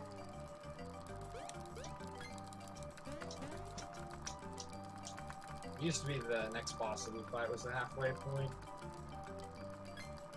Yeah, PD used to be the halfway point. He's pretty... I always considered Shroop about the halfway point, I think. Yeah. So Bowser eats too many cookies and spits 2 Cobalt shards. And they did not particularly like being eaten, so they decided to knock him into the sky. The selling glitch. Money glitch is only used one time. We don't want to do it any more than we have to.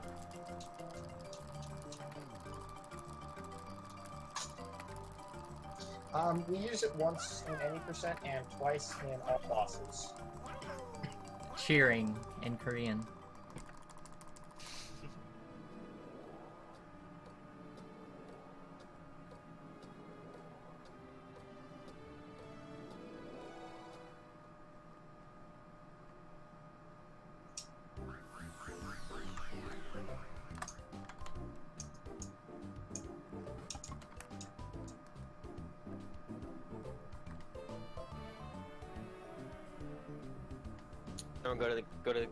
Now we're gonna go to the shop again, buy big cow badges, and maybe some more stuff. Not really sure exactly. Yeah, Ghost King was the one that suggested that we try this, and it's faster. Yeah, it ends up saving about on average 30-something seconds. So you subtract that from the time it takes to go here, and yeah, it does end up saving. I think it's like 20-something. So what Big Cow Badge does is it increases the adults and offense by 1.6 times anytime that they get a great on a bros attack. Which on the next fight that we're gonna do, we want to get 2 of those immediately using Ice Flowers, because the boss actually can be have its defense lowered by Ice Flowers, which I did mention briefly. Ice Flowers has the chance to lower an enemy's speed, defense, or attack. And that defense boost is nice because we do more damage. So, couple the 1.6 times power bonus and enemy defense reduction, and we can do considerably more damage than we otherwise would be able to. Unfortunately, Big Pals does not stack with Red Pepper, which we bought a bunch of at the store, and that increases offense by 1.4 times. We're going to get something that outclasses the Big Cow Badge shortly after the next boss fight, but just getting it now makes the next boss fight faster.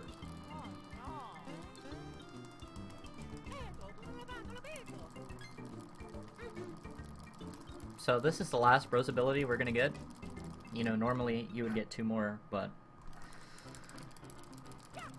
Ball is the key to breaking this game, pretty much. So, Korean is not faster than Japanese or even the European English version, It's just Snoion bought it a while back because he was wondering if there was any differences.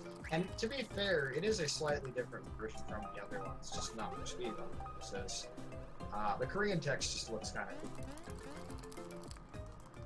Chat voted. I gave chat the opportunity.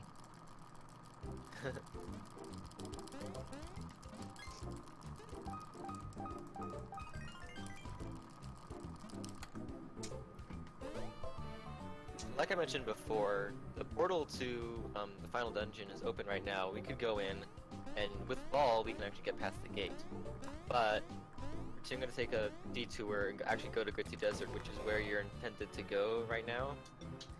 And the reason that we're going to Gritty Desert is to get a badge that's very good. Yeah. So, we're level 7. You can actually go to endgame thanks to Glitch. We'll talk more about that later when we get to it. Some of you familiar with this category and Glitch itself. The thing about it is we're level 7 and we don't really have very much offense, so we don't want to be stuck fighting the final boss for hours. We also don't really have the resources to do that, so it's pretty much tool-assisted speedrun only. For reference, a chomp per phase took about 10 minutes. If you go to Shroob Castle right now, so that's about 30 minutes just on the final fight. Altogether, just using chomps, so it's pretty crazy.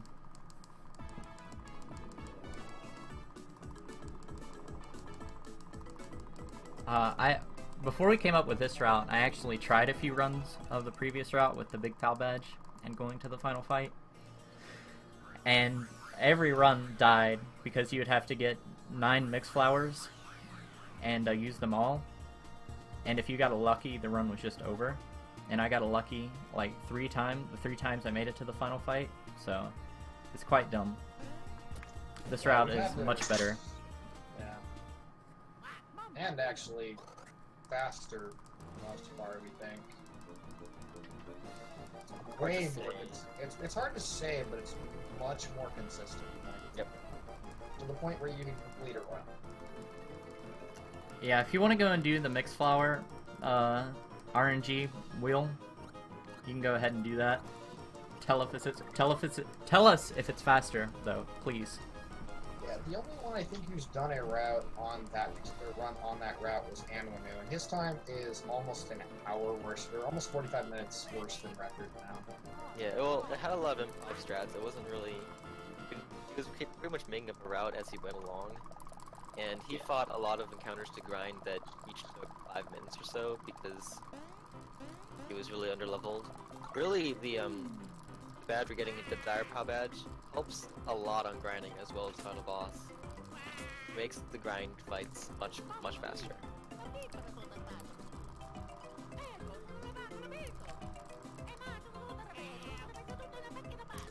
So this cutscene's amazing, and I'm not going to talk during it.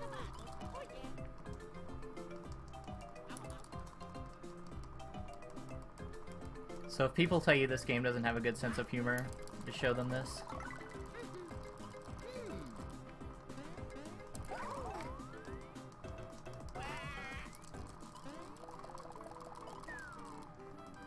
The reason why the Lucky Hit would kill the run is kind of complicated. If you know a lot about the final boss, we can explain this more later, but you want to kill all their parts at the same time, so they all respawn at the same time, and if they were off cycle, then it would mess up the pocket counts because they target all the enemies, and you wanted to only target the main head. So now we're going to go through Gritty Desert, and it's sped up a lot by going in ball. The goal is to hit the 4 Drybone statues, and then go into Hazium. So the Gritty Desert area and Koopaseum are the only areas after obtaining the spin move that do have no skips at all. At least glitch skips. So if someone wants to get on finding Gritty Desert skip, we'll be happy. Yeah, Solidified Gaming, I want to say, found actually a way to skip to where we need to go. Because the only reason we're doing the next boss fight is a shop that opens up shortly after it. If we could do this skip in real time in a run, it would probably cut out almost 20 minutes. Wow. Probably like 17, at least like 15. Yeah, I think we have to run 15 before. Yeah. It would be really useful for this category. One day. Unfortunately, the setup for the glitch is really complicated. It's on the United States version only, and it only seems to work on emulator. It does not work on the console version of the game. It just crashes. So I think even if it was US exclusive, it would make the US version faster for any percent. It might, yeah. It would, but it'd make it a lot less consistent. Yeah, there was another theoretical way we thought of getting it that would probably be, that would probably work on console just fine. It's also US only, but it doesn't quite work due to soft locks and crashes.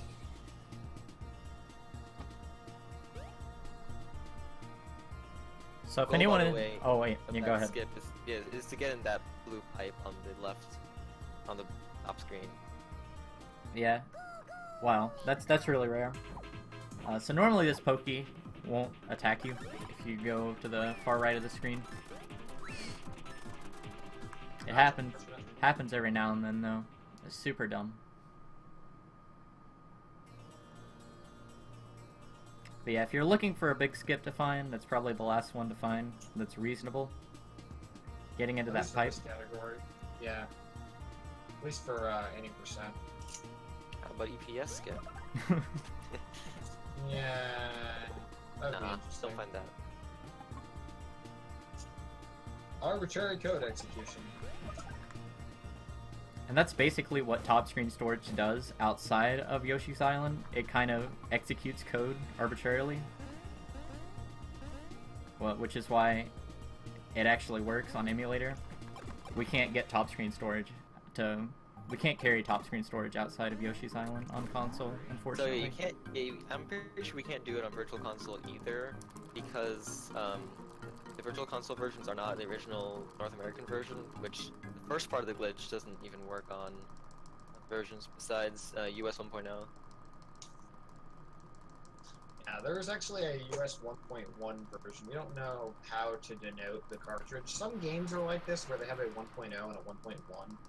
And the one tends to patch out really annoying glitches, but it also tends to patch out useful glitches as a side effect.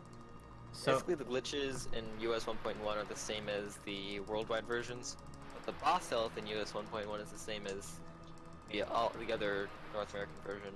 So it's by far the worst version.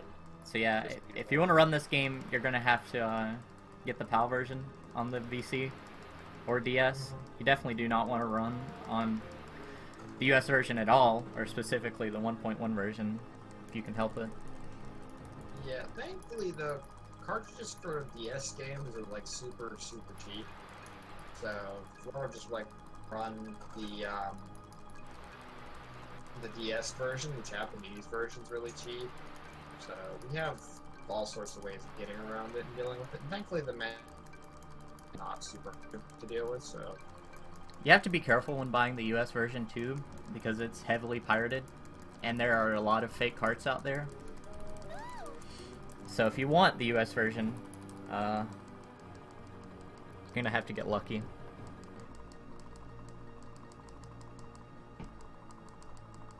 But you can tell easily if it's fake or not, but you have to actually get the cart. If it doesn't play on your 3DS, then it's fake.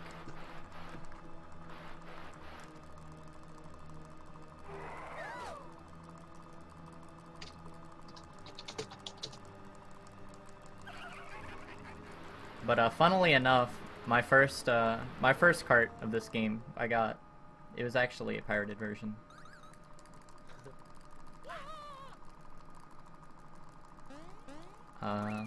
Back in like 2008 or something.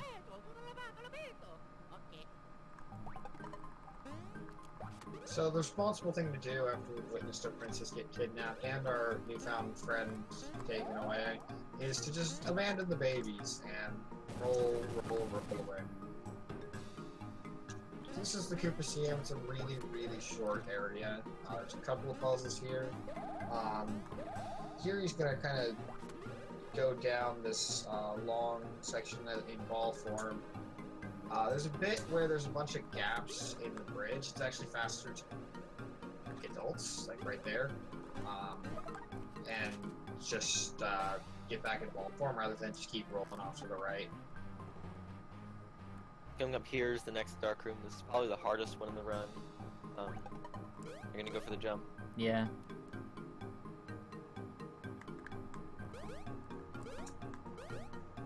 There's a total of 4 of these in the game. One of them we completely skip, and the other ones we do normally.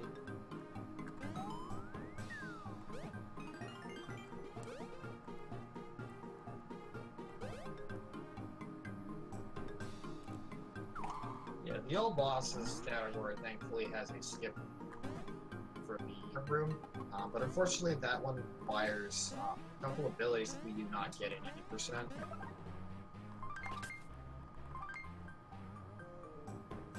Do a quick safety save here because this fight can be painful. And now we're going to get into a rather interesting boss fight. You did pick up the pocket chomps, right? Yeah.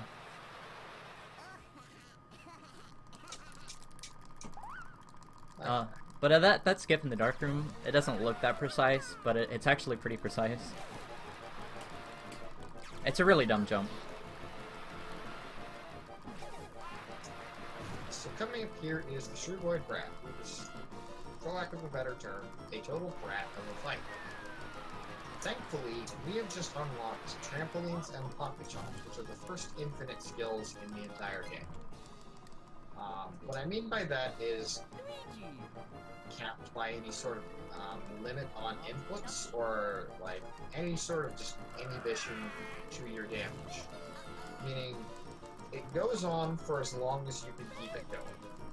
And Snoion is going to hopefully be a Void Brat in a single attack that takes on average about 2 minutes and 40 seconds. So brace yourself. You're going to be in for quite a treat. Get your Frankerz's and all my dogs ready. The Shrewd Brat has 900 HP on this version. On the North American version, I think it's 1100. So it's like 1200 or something. Nice. Yeah, I'm not completely sure.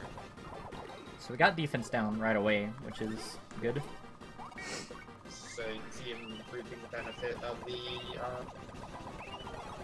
quick power bonus that he's getting from the rates on the pro flowers here. Hopefully hopefully it didn't run out. I don't think it did though. Okay. So yeah, here's the doggo.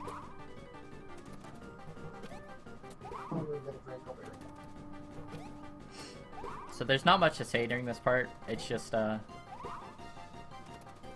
how good are you at pocket chomps, basically.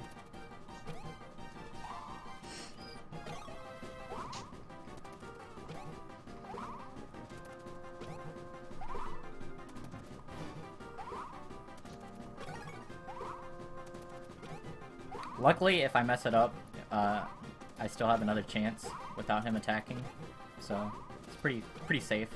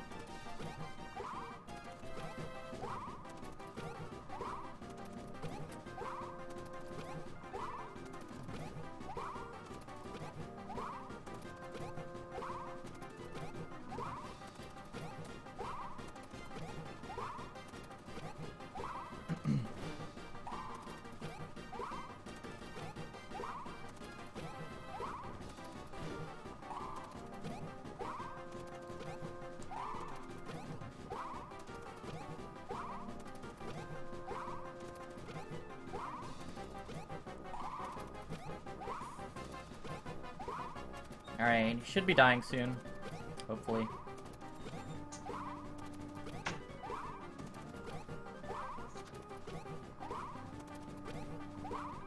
I always say that, and he has like 500 health. Well, I spoke a little bit too soon. He has about 100 left. Oh no. Yeah, 173, I think. So we hecked up because got a little impatient. The nice thing about this attack, by the way, on that, is this will keep going until the boss dies. In Superstar Saga, you do have an infinite attack as well, but that one keeps going until you mess up. So you kind of have to count.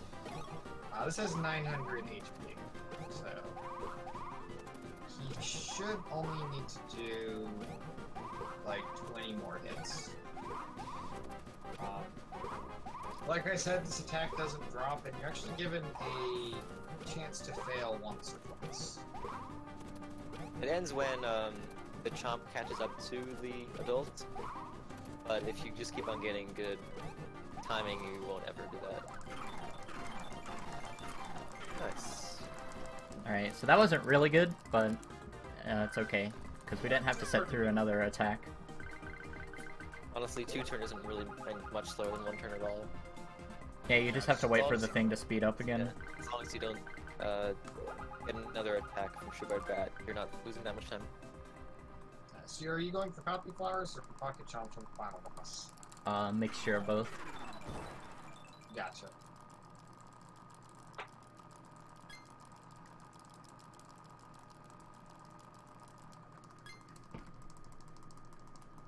If we're feeling frisky, I'll go for a full Copy Flower kill.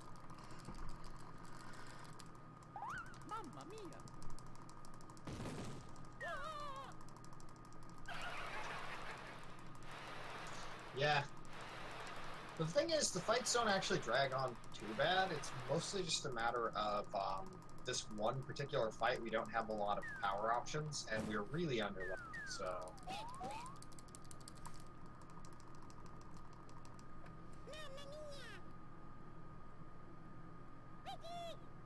Another good cutscene.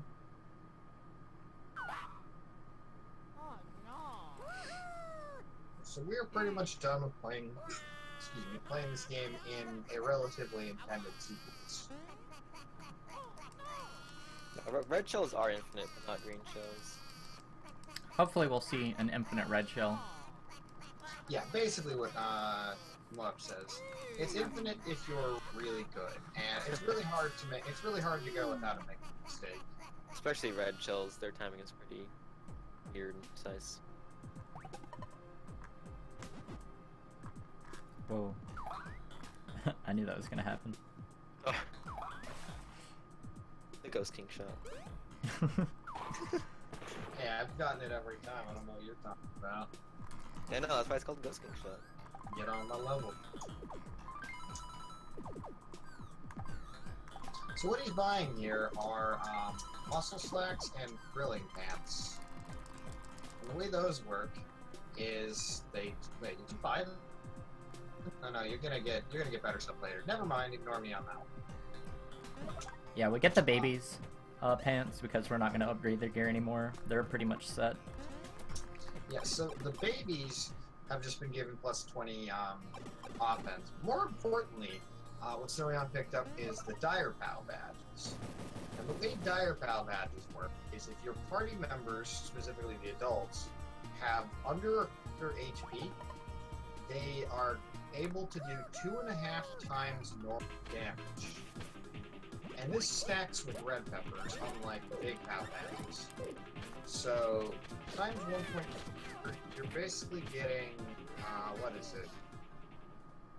3.5 times normal damage.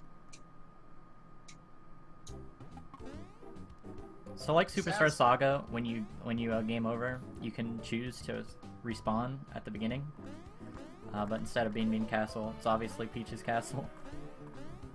Yeah, so it's just faster to death warp there.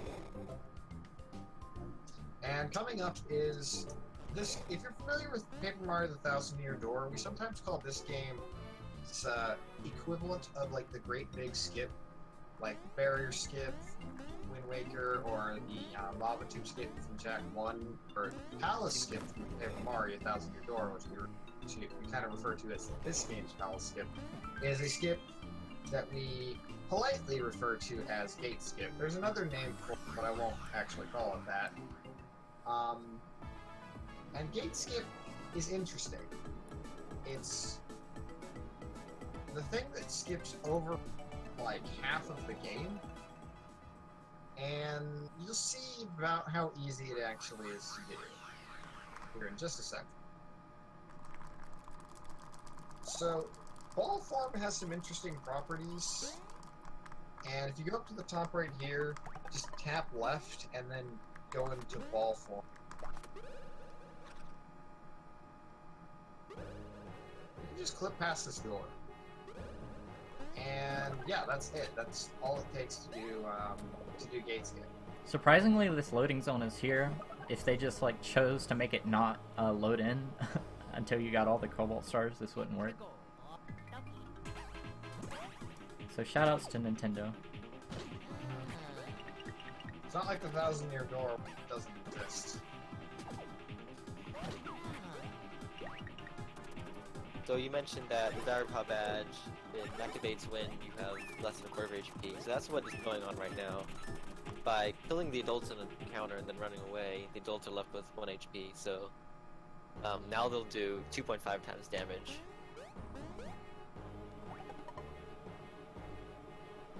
So once we enter this room, there is a platform moving around that's on a timer. So we're going to try and go fast enough to catch it.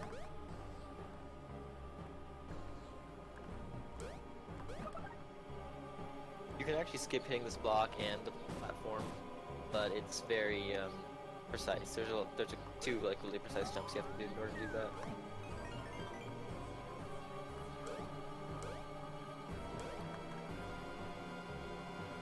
And now he's going to grab these red shells here. Those are useful in the final boss.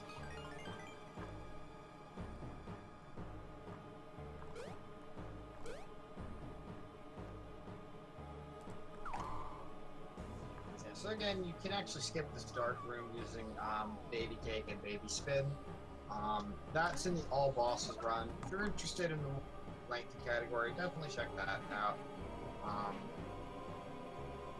But for any percent, we have to go through it just because we don't have that.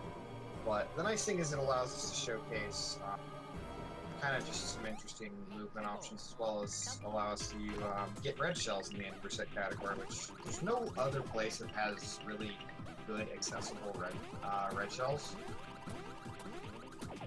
So if you remember, we started the run on a specific time, and that's exactly for this part right here. So I've had another timer going in the background, and now we can actually manipulate how many enemies are in a battle for grinding level ups. The goal is to fight exactly 8 Trubas to put Mario and Luigi at the just right level. And so you want to fight 2 encounters with 4. Or it's 4 encounters with 2 each.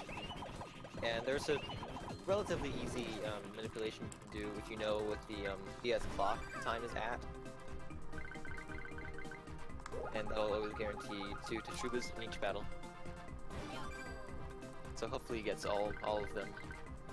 Yesterday when I was doing a no reset run, it was interesting because the timer was off, but it still worked out somehow. That was just great. But it looks like we're good today. That should be good. Yeah.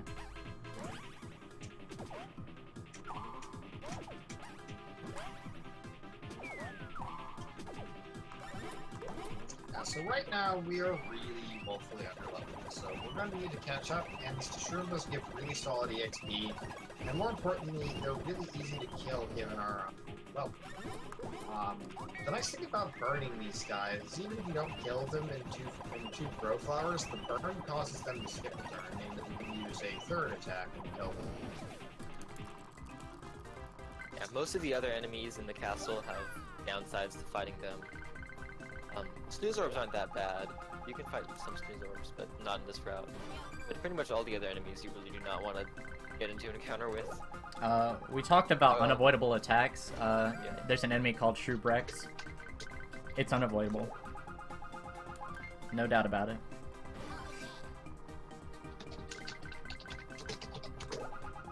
Yeah, 3.5 times when combined with red pepper as well.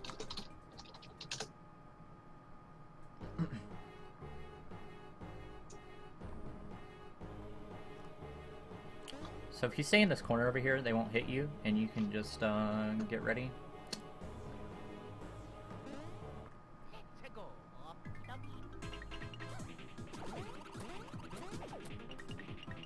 So funnily enough, if this game were to get accepted to a live marathon, we would have to be using either a phone timer or a stopwatch to keep track of this. So that would be kind of wonky. I'm not sure if Alamo actually, or Sorry, used a metronome on their phone for their run. Yoshi did that during Limit Break, actually. Oh yeah, he did, you're right. He pulled up a metronome on his phone and had, like, earbuds in, and that was really, really jank, but it works. So that's exactly what we'd have to do for this game. Be kind of... You can use a digital timer, this is if you run on a PC, you can use a previous cap or something. So... Ew. So I've only missed rolls on Mario and Baby Mario, so that's kind of interesting.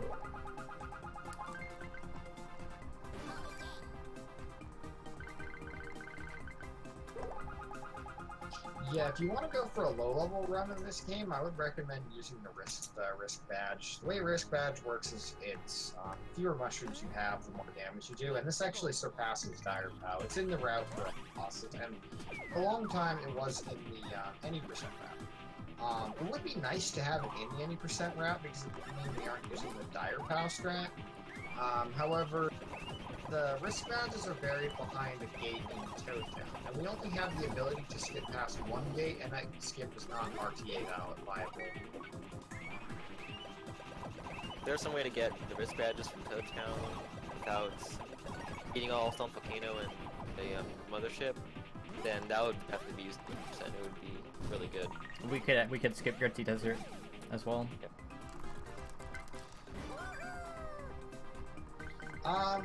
The trick to the level up roulettes actually is if you want to get a 2, the way the sequence works is it's 1 1 1 1 2 1 2 1 1 1 so on and so forth. So you want to press A about at some point in between the you want to press it about when it gets to the 1 that is in between both of the 2s. And if you do it about then, you should guarantee that you'll get the second 2 every single time.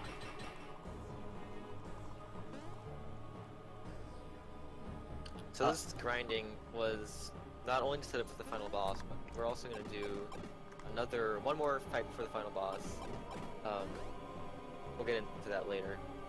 First we're going to get space pants from this stump right here, which increased power by 30, which is really good. Also increased defense by a whopping 150, which means that we can actually take a hit on the final boss. Also getting some poppy flowers. Oh no, Luigi. Don't worry, the snooze orbs won't attack. It's fine, so. Yeah. This is what's good about having babies. Monka S though. For the meme.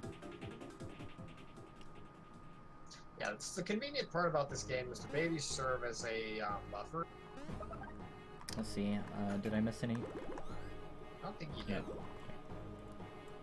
Just reviewing Bro's items here, because he wants to have exactly 9 copy flowers right now. So even though we're in the final dungeon, the shops in the game, I should explain this glitch. So we're doing another ball clip like we did for Gate Skip, to kind of warp on top of this railing out of bounds, and then collect the babies from out of bounds, and then the babies take the loading zone to the next room. If that wasn't possible, this dungeon would not be completable without Baby Spin, which, in order to get Baby Spin, you have to beat the Piranha at the end of Gritty Caves. And so that skip saves around, I don't know, 15 minutes or so? Something like that.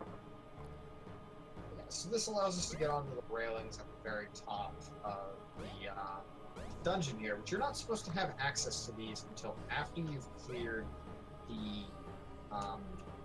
underground sewers, or you're at least able to hit the laser switches, which is pretty tedious. So we're gonna diverge from the any percent route right here. We're gonna go to the basement, which you normally don't do. We're doing this to get mixed flowers, and also because we want to listen to some good music.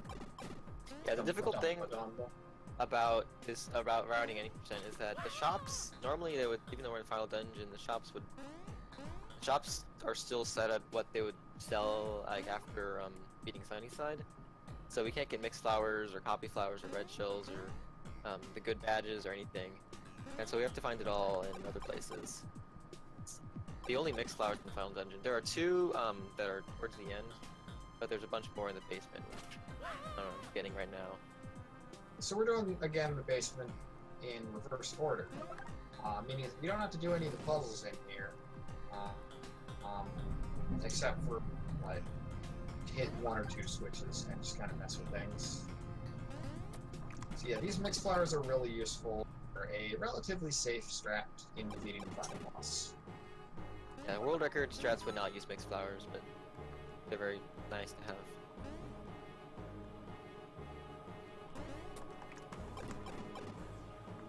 Yeah, so all of this is very much unintended, just skipping things, doing them in reverse order. This cutscene's kind of strange. Normally you're supposed to enter that from the bottom and then the saucers push you back, but it works from the top as well. Alright, so we're gonna do another RNG manipulation here. Miku probably would like to explain this one. So we want to get a rare drop of Supreme Stocks from the what are they even called? Troopsworth. And so he's gonna set his DS time to 4 minutes past midnight. In this game, the RNG seed when you start a battle is based on the DS clock time. So he wants to start the battle with exactly 4:44 past midnight. And so the reason why it's 4:44 is that 44 seconds is around how long it takes to get from out of the home menu back into the game and everything.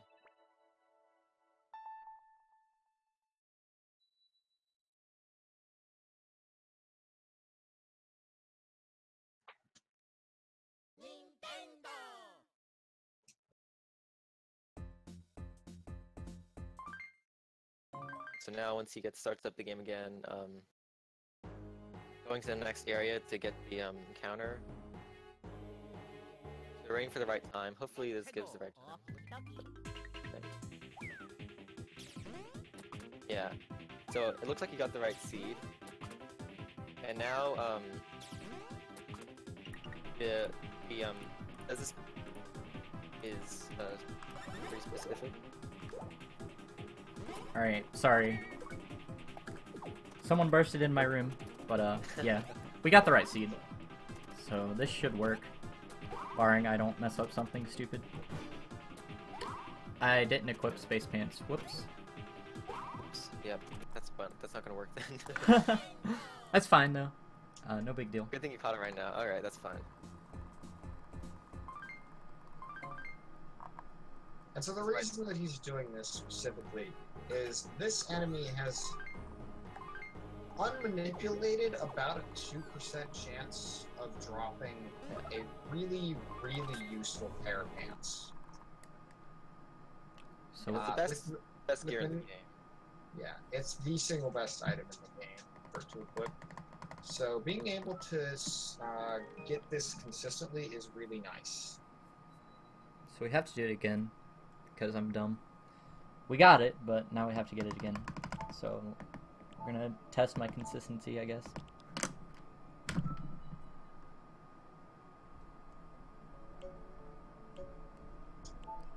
So it does take a long time to do this manipulation. It apparently does end up to be a little bit slower, as we realized, instead of just to actually skip this entirely. Um, but this is mostly just for safety as well. It's also just to show it off because it's a pretty cool strat, I think. Hopefully I don't mess it up.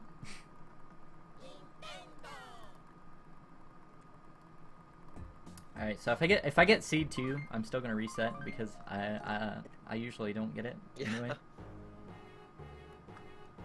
There's a 1-second window for getting the best seed. If you get the seed right afterwards, it also works.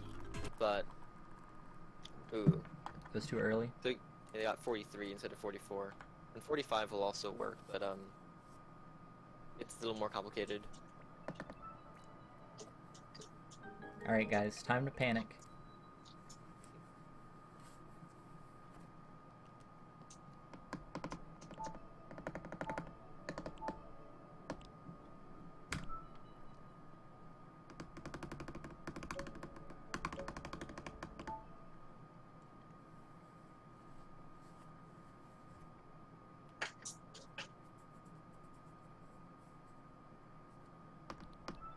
Alright, this is it.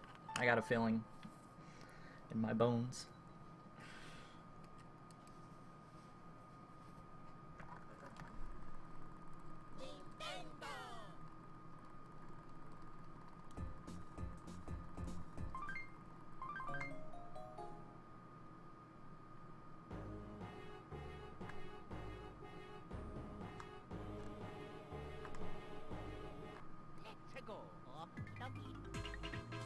First try.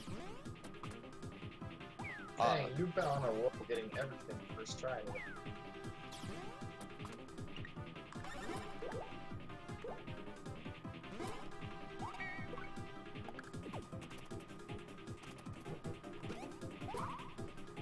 Alright, so you can calculate or know when you're gonna get it, so lucky there.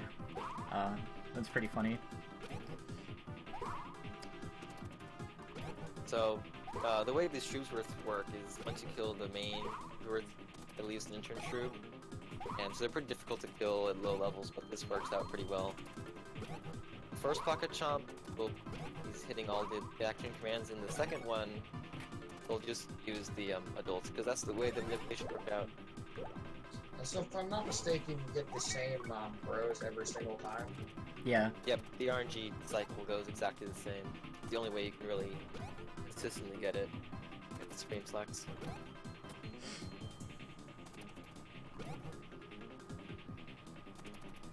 Theoretically, if another seed was found, you could do this faster with also hitting the babies commands, but yeah, finding seeds for this is hard enough. Finding the perfect ones is very difficult.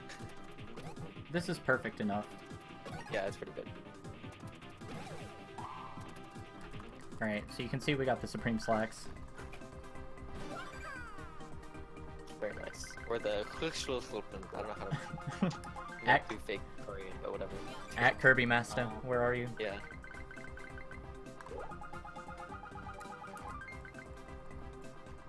So those Supreme Slacks will go right Where on to to equip Luigi. I will not forget to equip them today. You go on Mario, right? Yeah. Yeah. They spent on Luigi. I don't remember why that's better, but it is. So now there's this giant bookshelf blocking the way to the next area, but we can do another ledge clip. Okay. And then a ball clip to get out of bounds. And then just roll all the way to this loading zone. And now we're pretty much at the end of the final dungeon. So this dungeon is absolutely broken. There's so many ways to break it. Yeah, there's skips here that we don't even demonstrate just because this is what we have, and this is the fastest way to do them with this route. There's all kinds of ways to break it. Kind of hilarious. Yeah, it's kind of funny that Supreme are unironically the best gear in the game. Alright, so we are coming up on the gauntlet of the final bosses.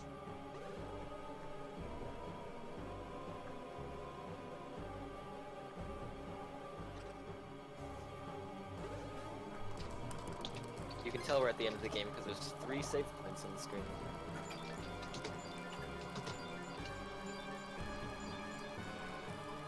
Oh yeah, and even though we didn't collect all the Cobalt Star Shards during these cutscenes, which is kind of funny. The cutscenes just play no matter. They don't even check how many stars you have.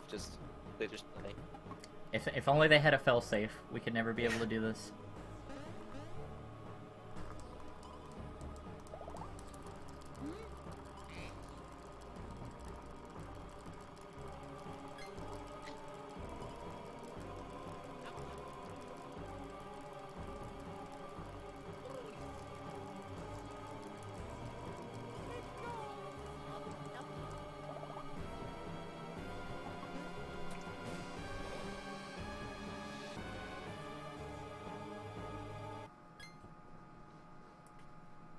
Mario, Luigi.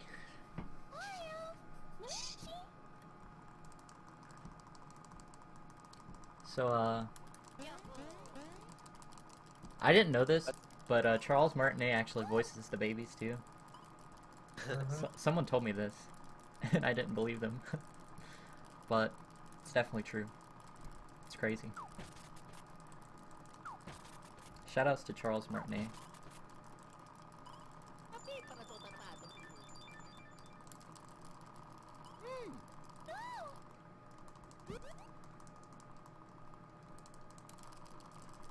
So you can see this is the last joke with Luigi. He's just kind of off to the side. The camera pans away from him. Gives us 3 seconds of camera time.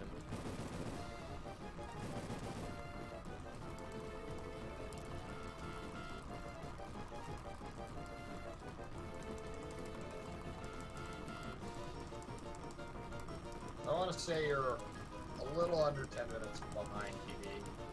Yeah. So we're still on great pace. As long as I don't die.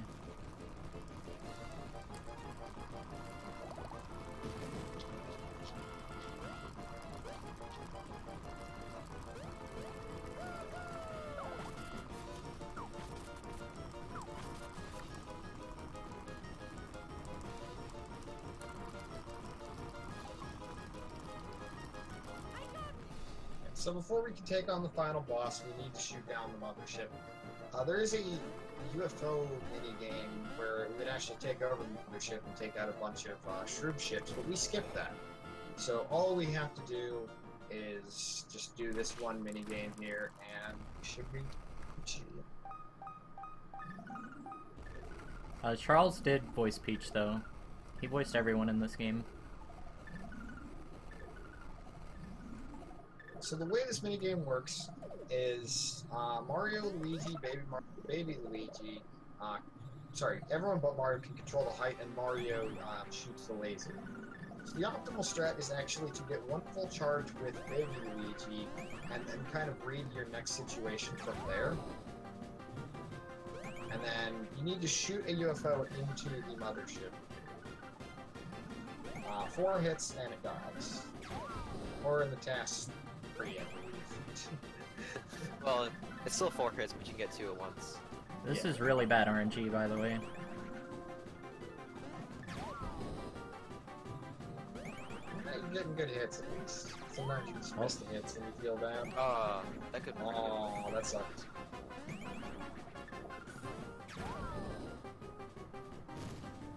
That was pretty solid, actually. Yeah, pretty solid with a not so great situation. So this knocks down the mothership, and within it we can face Princess Shrew herself.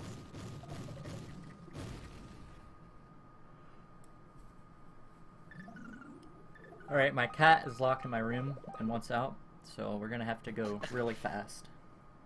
Yeah, you have an uninterrupted cutscene the second you enter the next fight. So probably should just safety save just in case. If everything goes poorly, we'll be a little bit overestimate, but... If you don't die, it should be underestimate. If you do die, yeah. That depends where in the fight. It does, yes, that's true. Guys, don't talk about dying. We're not gonna die. Oh, what's dying? Is that even possible in this game? Yeah, it seems easy, right? I mean, Trigger Conroy said so.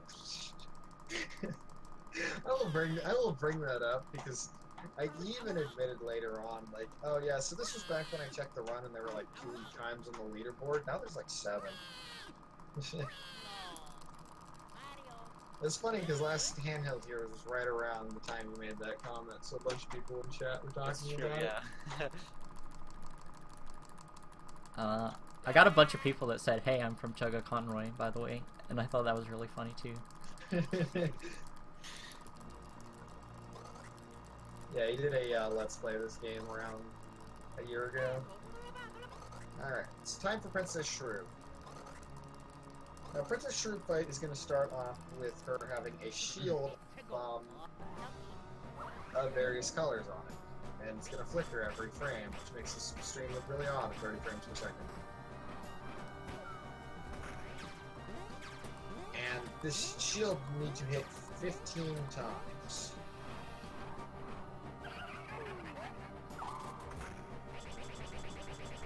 There's also an audio cue for whether she's going to do a feint to try and bait you out, and this is the sound of her laughing.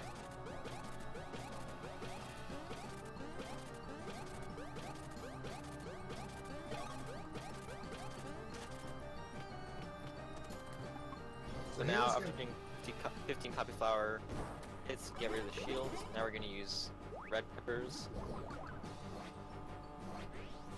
You only had to do 14 there because you got 1 hit off the hammer.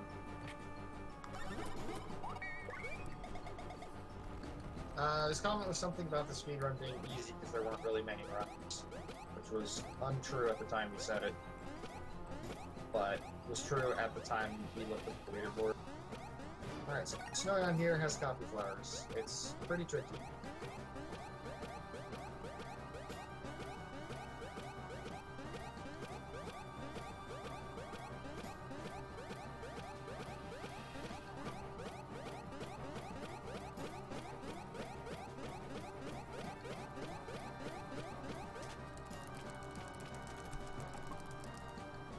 Nice one. So the way that the copy flower works is you have to do a, you need to press the button of the character that you see, and you have about a 5-frame window to press the button once it starts getting really fast. It hits top speed at about 60 hits, or 50. Snoion's record is 175. So you really want to get a lot of good hits here, because that'll make this fight quicker. Yeah, the fights are rounded around being able to consistently get around 60 to 70. At least the world record. I guess probably for the safe route you don't need to get that high. That's pretty good damage so far. Yeah, she should have around 400 health left. So 3 copy flowers is pretty good. I actually got 2 copy flowers earlier when practicing this, so... Nice. Whoops. Oh. That's fine. Yeah. Monka S though. It's gonna be clutch.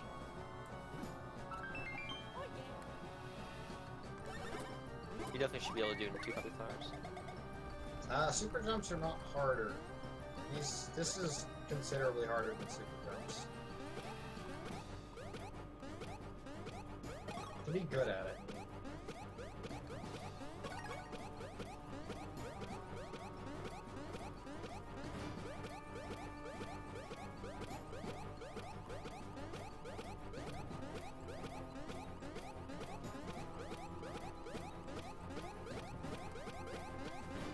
Nice.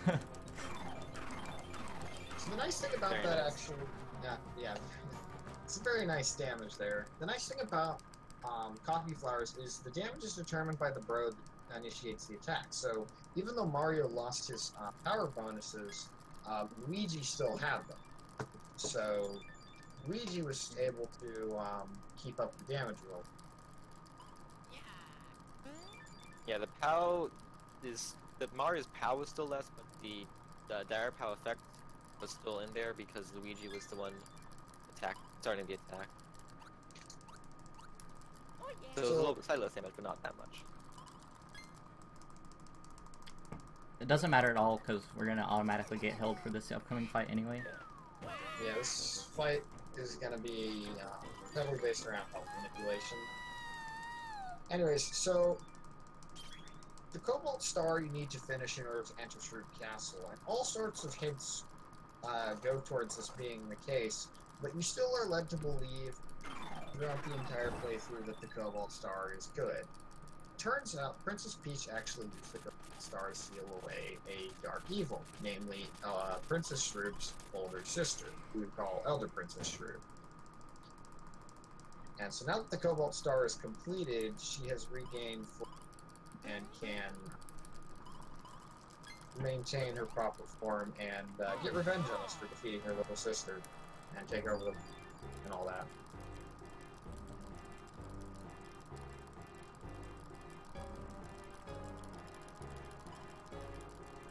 So yeah, everyone's posting debated. I guess that is true. Yeah, so the game leaves a lot more hints for this, but everything suggests this gets skipped.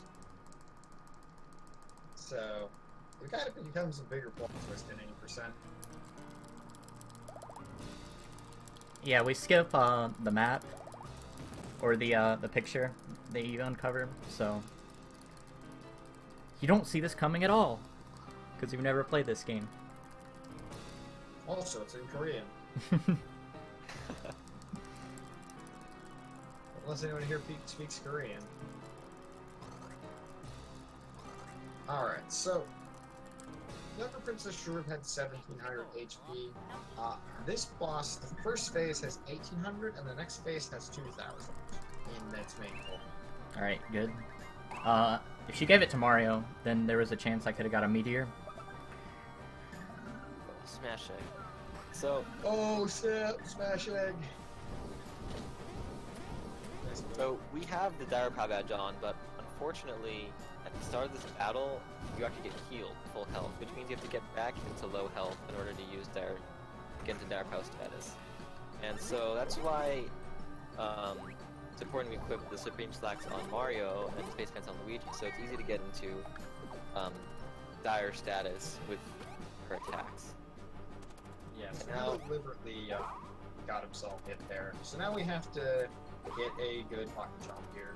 I have 2 chances to get this going. Oh, we only have one chance because we got it on the first. We got a good. Right. You got it good on the first one. But if I do mess it up, it's no big deal. We'll just have to get healed and recuperate. But yeah, oh my dog. Yet again.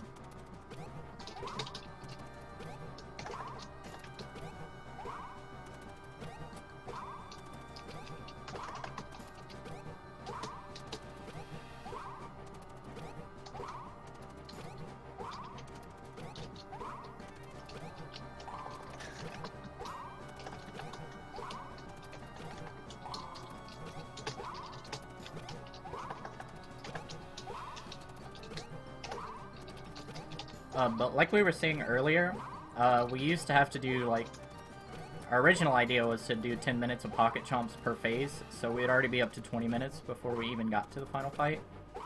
And then the run was up to RNG. So, good thing that's not a problem anymore. And this is only like 5 minutes. I am so happy that PogChomp is a new mode of this channel.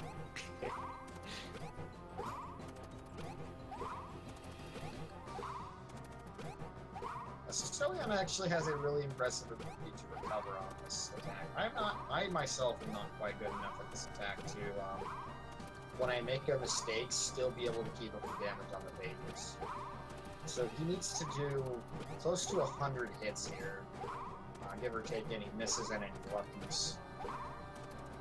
And each hit takes approximately 1.6 seconds. I think it's more like 1.2 or so. So it's like 1.6 at its fastest speed. So she has like we've dealt about 1,000 so far, I think.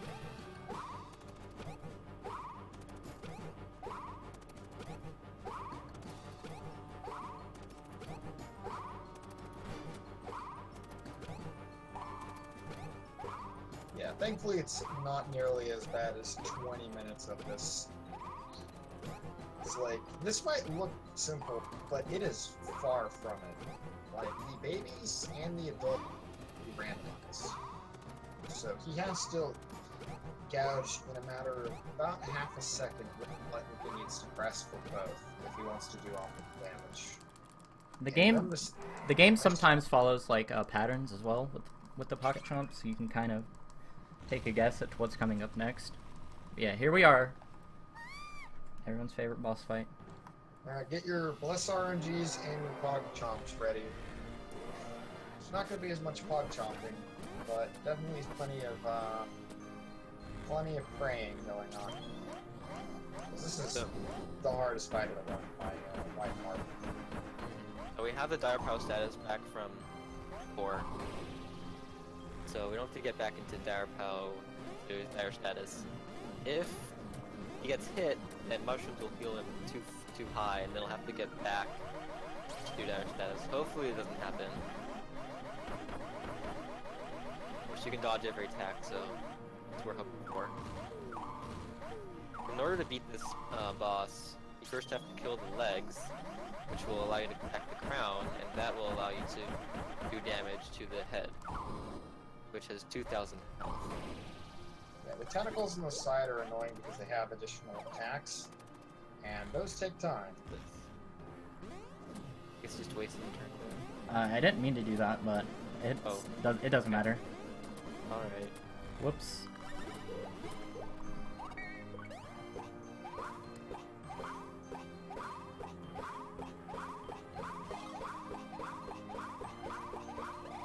Alright, that was pretty awful. So rituals are pretty good against the legs. The pepper might wear off soon now.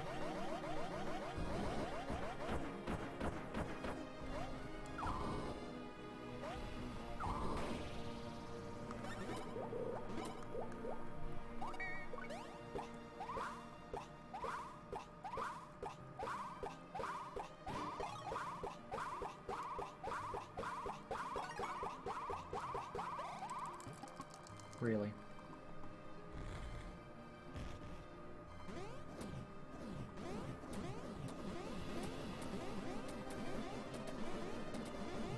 Don't panic yet.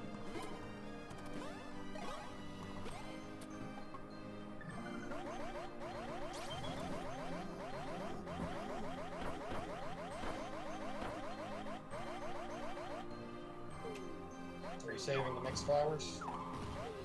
Yeah.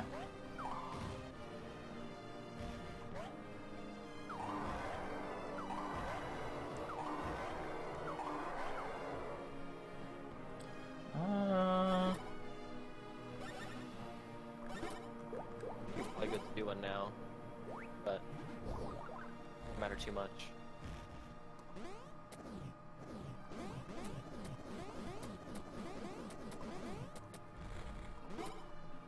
So this should kill the legs. So now we have to get lucky. If she gives me a hammer attack, not this one, then we're in trouble.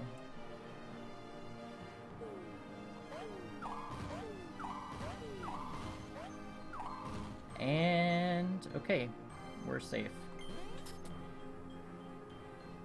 So this jumping attack is much easier to dodge because it's much more well telegraphed.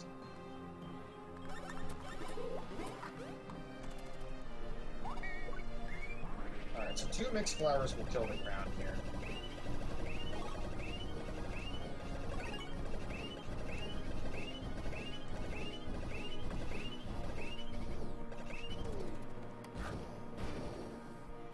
So you don't need to be perfect at all with this attack. It caps out pretty fast. Yeah, it reaches a point where, like, each fireball, like, every one does, like, 1 more damage. So once you've gotten to great, you're pretty much set.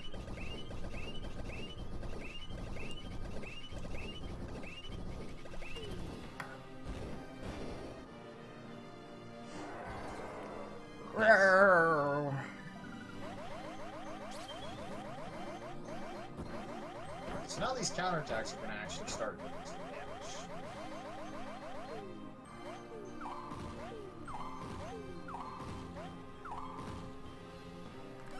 All right. We really like seeing this UFO.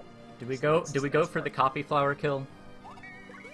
Just go for whatever. You could do think one, is yeah. If I get a really good one, I'll go for it. All right.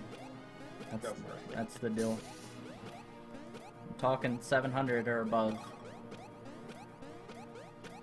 Because the feet come back after this turn. Make things a little bit more complicated.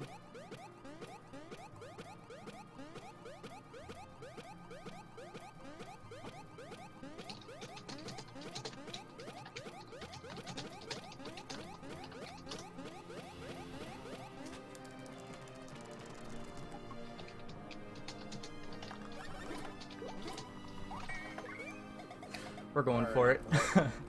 Alright.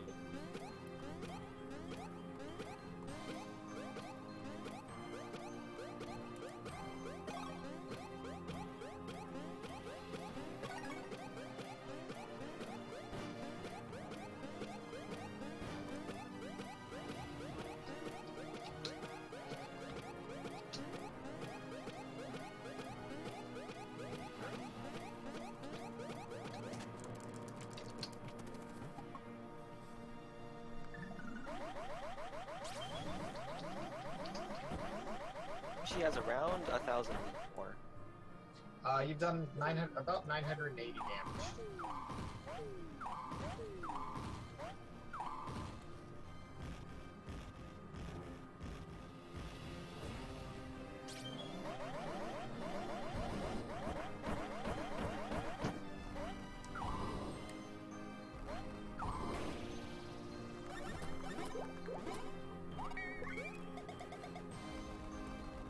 Two more good copy flowers can do it.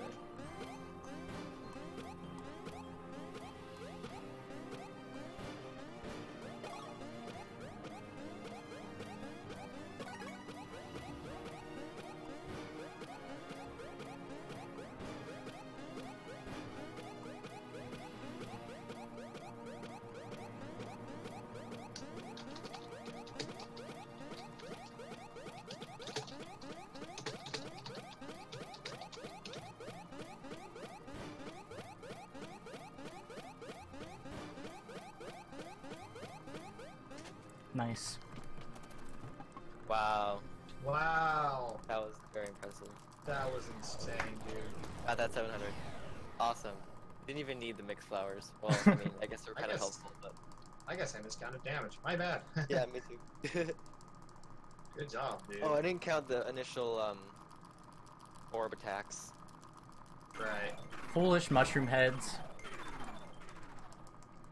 Wait, did the orb attacks hit the face? I thought they hit one of the arms. They hit the face, yeah. For some reason, they still do more than 1 damage even when the crown's still active. I did not know that. Okay. Yeah. So that's a really good, really good run for Marathon. This should come out to a low 248. Yeah, only Yeah, about well, 10 minutes off his PB. Yeah, so we call this the final boss because, for all intents and purposes, it is the last really difficult fight. There's one more fight and then a couple of cutscenes afterwards, which are considered part of the any percent run. But yeah, that fight is just a mess, and we're doing that at really under-leveled with really not a lot of wiggle room. If he takes an extra hit, all bets are off. And so he did that without taking any hits. I took one on the first phase of Princess Shrew, but that phase isn't too bad. So yeah, that's Yeah, really There's some solid other- final boss, especially Elder Princess Shrew was. You can't really ask for much better than that. Yeah, somebody was saying, okay, this fight officially has too many extra phases. The fight is inherently kind of long, but we are also really under-leveled, under-equipped and everything. So, yeah, to be able to kill that final fight in 3 attacking turns is incredibly impressive, and his copy flowers are consistently in the 70s. I would say beginner runners, like once you kind of get the hang of copy flowers, 50 is not that hard to get. It's crossing that gap between like 50 and 60, and then 60 onward becomes really difficult. So, you know, huge props to Snoion for getting that. attack down as much as he has. The Copy Flower window at max speed, you have about like 19 frames or 19/60th of a second in between each attack, and 5 frames to hit the button. So you have to decide instantly like, what button to press, and then you also need to get the rhythm down. No, this is not world record. The record is 2:38.02.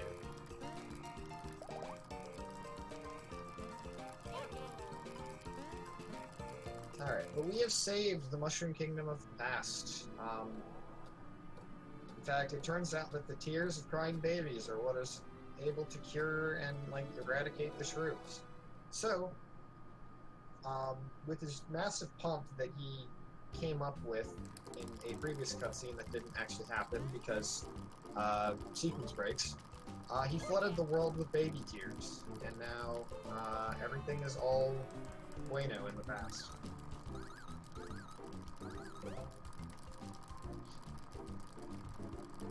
They're not actually baby tears, but I think we like to think that they are, because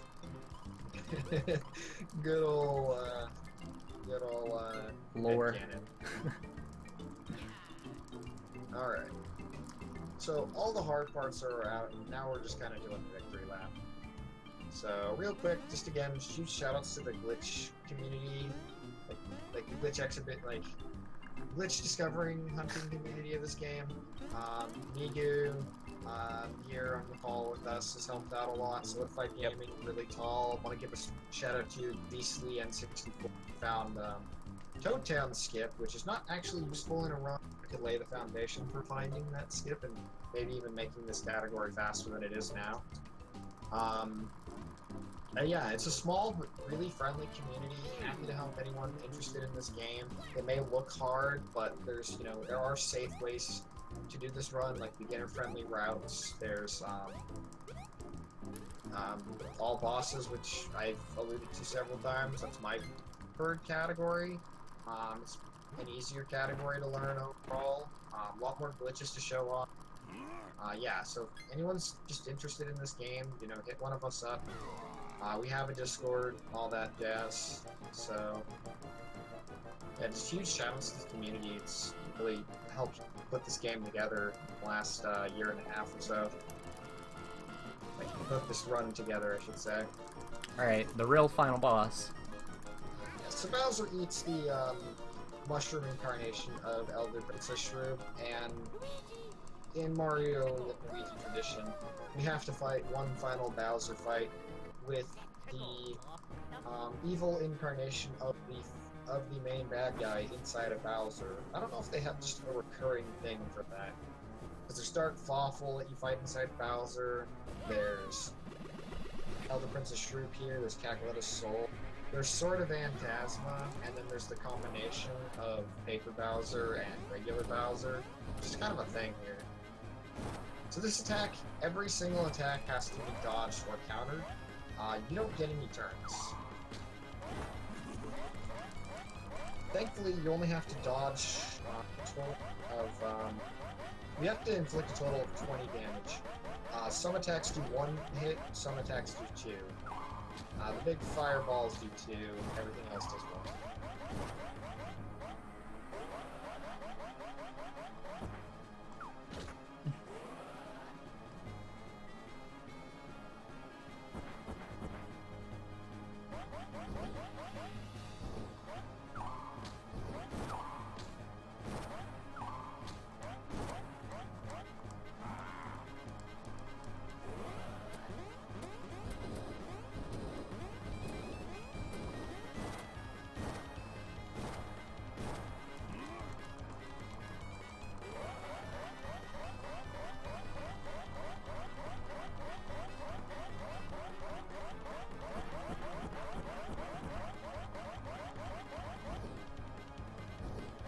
Alright, this should be the last attack.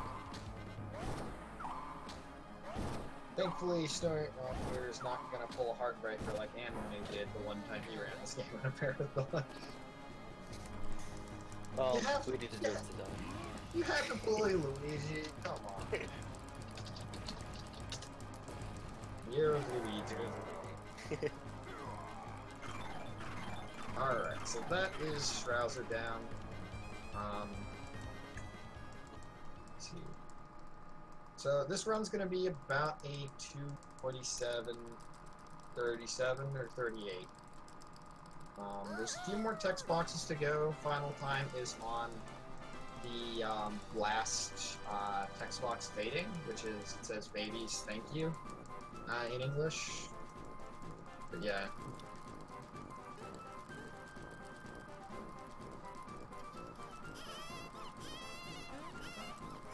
So it's time to bid our farewells in this final cutscene. It's a pretty good cutscene, so thank all of you for watching. You know, it's a lot of fun. Always doing these run marathons. You know, follow Snoion. He is a beast at this game. I'll even link it in chat. And thanks for Handheld Heroes for accepting this game again. Thanks everyone for chatting. Yeah, dude. Praying for a GDQ. Yeah. Yeah, we've been pushing this game down for quite some time, so I hope you all enjoyed. Just got a little bit left here. Again, if you're interested in running this, you know, hit one of us up. Yeah. We're just interested in learning about this game in general, because there's a lot of really cool things to know about this game. So the final blood cookie. So, Luigi picked up 4 cookies earlier, but we didn't see it, so the report is that he made those cookies out of the blood of his enemies. Alrighty. So, Snoion, you go ahead and give time because you're slightly ahead of us. Alright, I'm in control of the timer anyway. So. Alright. Oh yeah.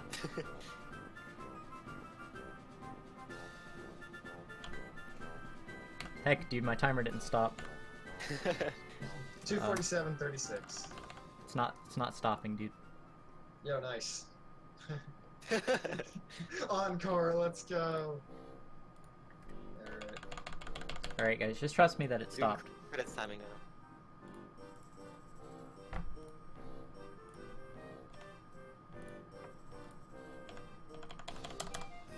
Set your split key.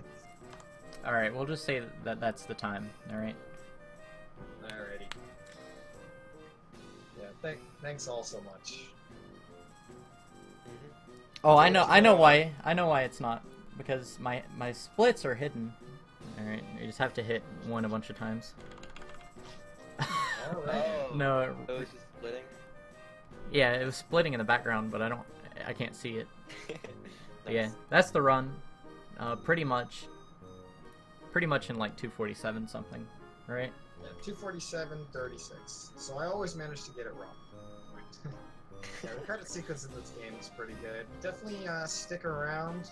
We got, I believe the next game is Legacy of East Books 1 and 2 by Crusader. Which, yeah, those are going to be an interesting run. I am also a huge fan of the East series, so definitely check that one out. Now we'll let the credits play out, I guess. We were underestimated by a small margin.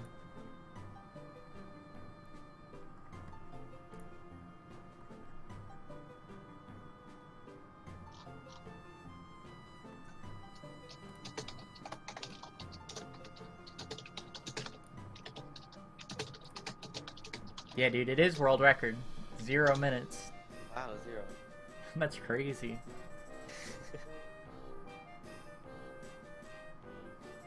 Yeah, the credits are in English. Are they in English in the Japanese version? Yeah, they are in Okay. English in every version.